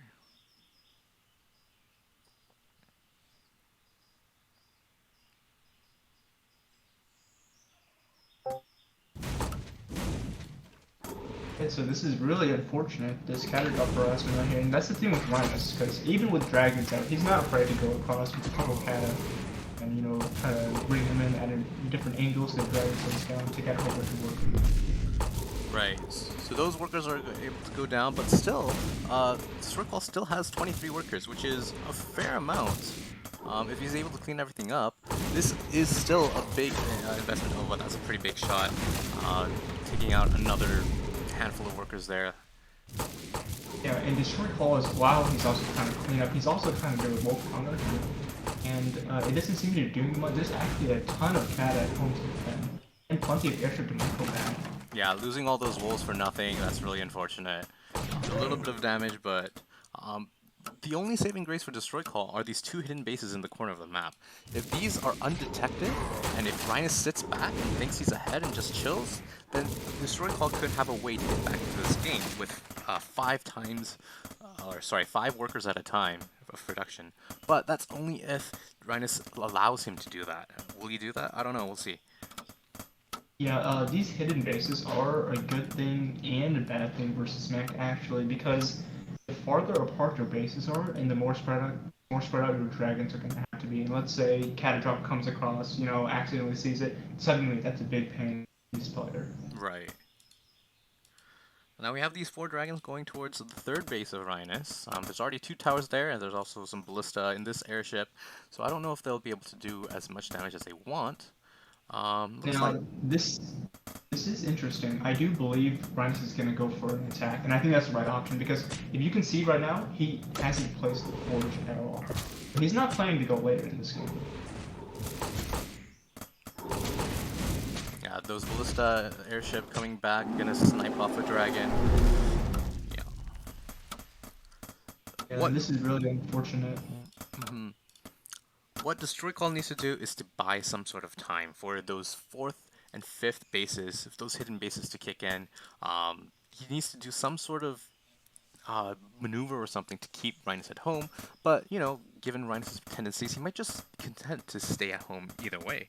So, we'll see. Now, he is adding that forge. It is very late, which gives me reason to still believe he's going to go... Oh, there it is. He's going to pull some workers, he's going to go for the push. And there it is. Yeah, so this is a really scary push. There's 2 ballista in it, so that will take care of the anti-air, and a lot of catapults, a lot of Gatling guns. Destroy Call doesn't have many. He only has 9 wolves and 3 dragons. This is going to be an extremely difficult hold if he's able to kill it off. I see the thing with BVM, actually, is one of the most ideal ways to play it is you're able to, as the beast player, if you do go dragons as fast, you can get that 4th base, and then you throw down, depending on your style, about 8 to 10 dens. And that's what Destroy Call really loves, and that's why he's able to play some pretty good BVM. At this point, he's only got 2 dens up right here, and this is nowhere near close enough for this all. Yeah, he doesn't have any production, or he doesn't have enough production to deal with this, and this is a very scary mech push. Some things you can do is you can put some towers on this high ground over here, or on this side as well, and just pressure this natural base, and then pressure, maybe rotate around, pressure this 3rd base from this side, which is exactly what he's doing. He's building some towers over here, but yeah, Destroy Call, he doesn't have the production to deal with this. He didn't see the move out, so he didn't have time to prepare. He has 2 dens and 2 layers, and that's pretty much it. What is he gonna do? And even at this point, there's not even enough dragons to think, like, his airship is just chasing these dragons, and that's when you know you're in a dire situation. Right. Destroy Call feeling perhaps optimistic, or feeling that this is his best chance, is taking another base in the right-hand side of the map. We have some 2 wolf dens in the top left-hand side.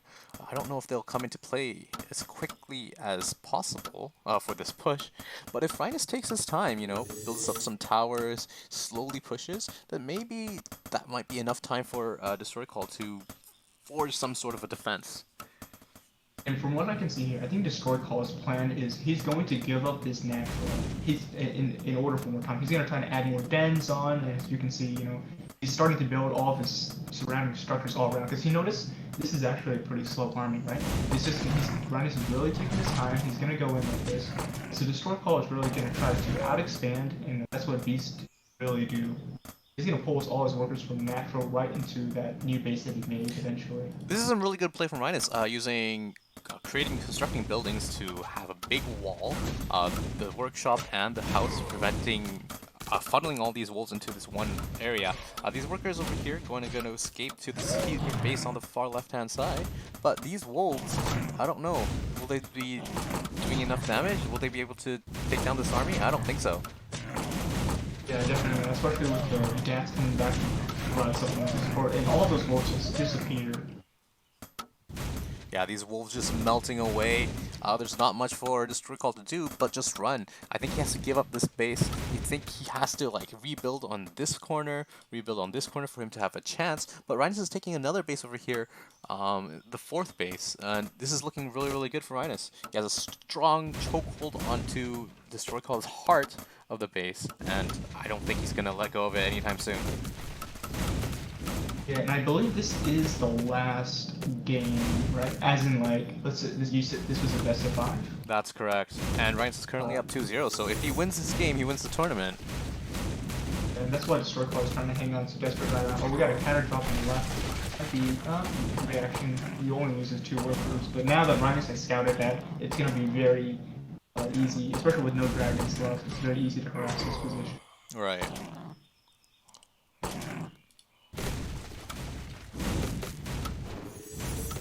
These 2 dragons trying to escape. This ballista airship is going to try to catch them for a little bit. The 3rd falls for Destroy Call. Looks like Destroy Call is going to go for a counterattack. There was actually a wolf right before the 4th place. There was a wolf right there. It obviously didn't see the base. He did scout it. That's why the worker is pretty low at 10 life. But yeah, he's going to go ahead and try to go for that. Oh, another big shot onto the top left base of Destroy Call, taking off another handful of workers. And now Destroy Call doesn't have that worker lead anymore. He had it for a little bit because of the 5 capsules that he had, but not anymore. This counterattack with wolves is doing a little bit of damage at Rhinis' 4th, but yeah, the big issue, the big thorn in Destroy Call's side is this huge army at his, what used to be his main and his natural base.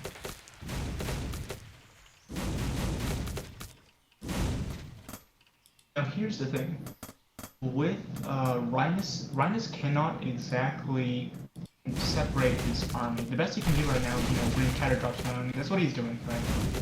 But this army can still get surrounded if Rhinis is trying to do a split maneuver. And Destroy Call is taking out the 4th base, so he is still limiting Rhinis. Rhinis actually has run out of money inside his main base. Right. So you're saying, is there a potential? Let's see. I don't think Rhinis will be able to take another base. And the reason why, obviously, because first of all, his entire army is across the map, and he's going to move all of his army toward the left side, not realizing that most of the production and the bases are on the right side for Destroy Call. Right. So in a sense, it was a good idea, or a good thing that this base was scouted by that counter drop, because if Rhinis thinks this is the only remaining base, he's just going to send his whole army there, because it's really hard to like split your army as mech. And if that happens, then it could be that Destroy Call has enough time to build up over here on the right-hand side of the map. But with these 2 airships, I think Rhinis is aware of that now, and this is not looking good for Destroy Call. Yeah, and he is taking this base on the very left too, to try to maybe evacuate those workers later. Now this is what I was saying. He is starting to split his army. Now let's say the wolves on the bottom. Let's say those had gone up onto the left. That's an easy cleanup right there. And that's why I was having a little problem with what Rhinis was doing, splitting his army like this. Yeah, but these counter drops and this handful of gats and the rest of the army, now they're coming in, and I don't know if Destroy Call is going to be able to hold. Yeah, this is actually funny. Rhinis is actually going to go ahead and take Destroy Call's natural, which is that's not too, and he's taking his 3rd.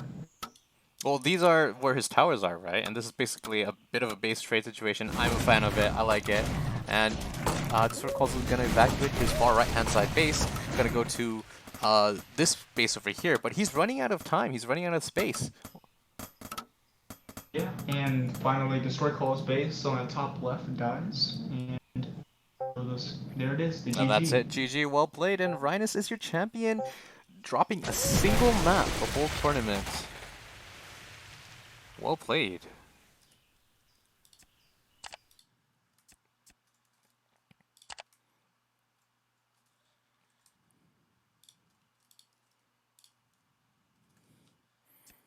This is also slightly unfortunate.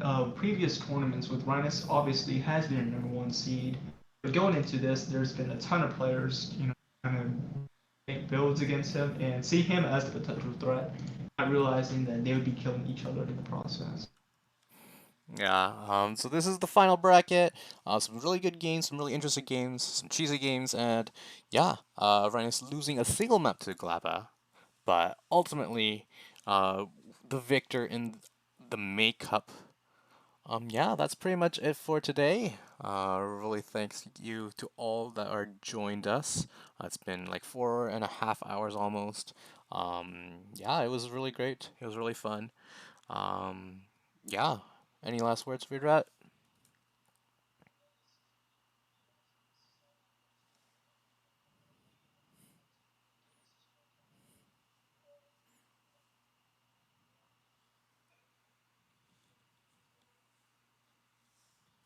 Yeah.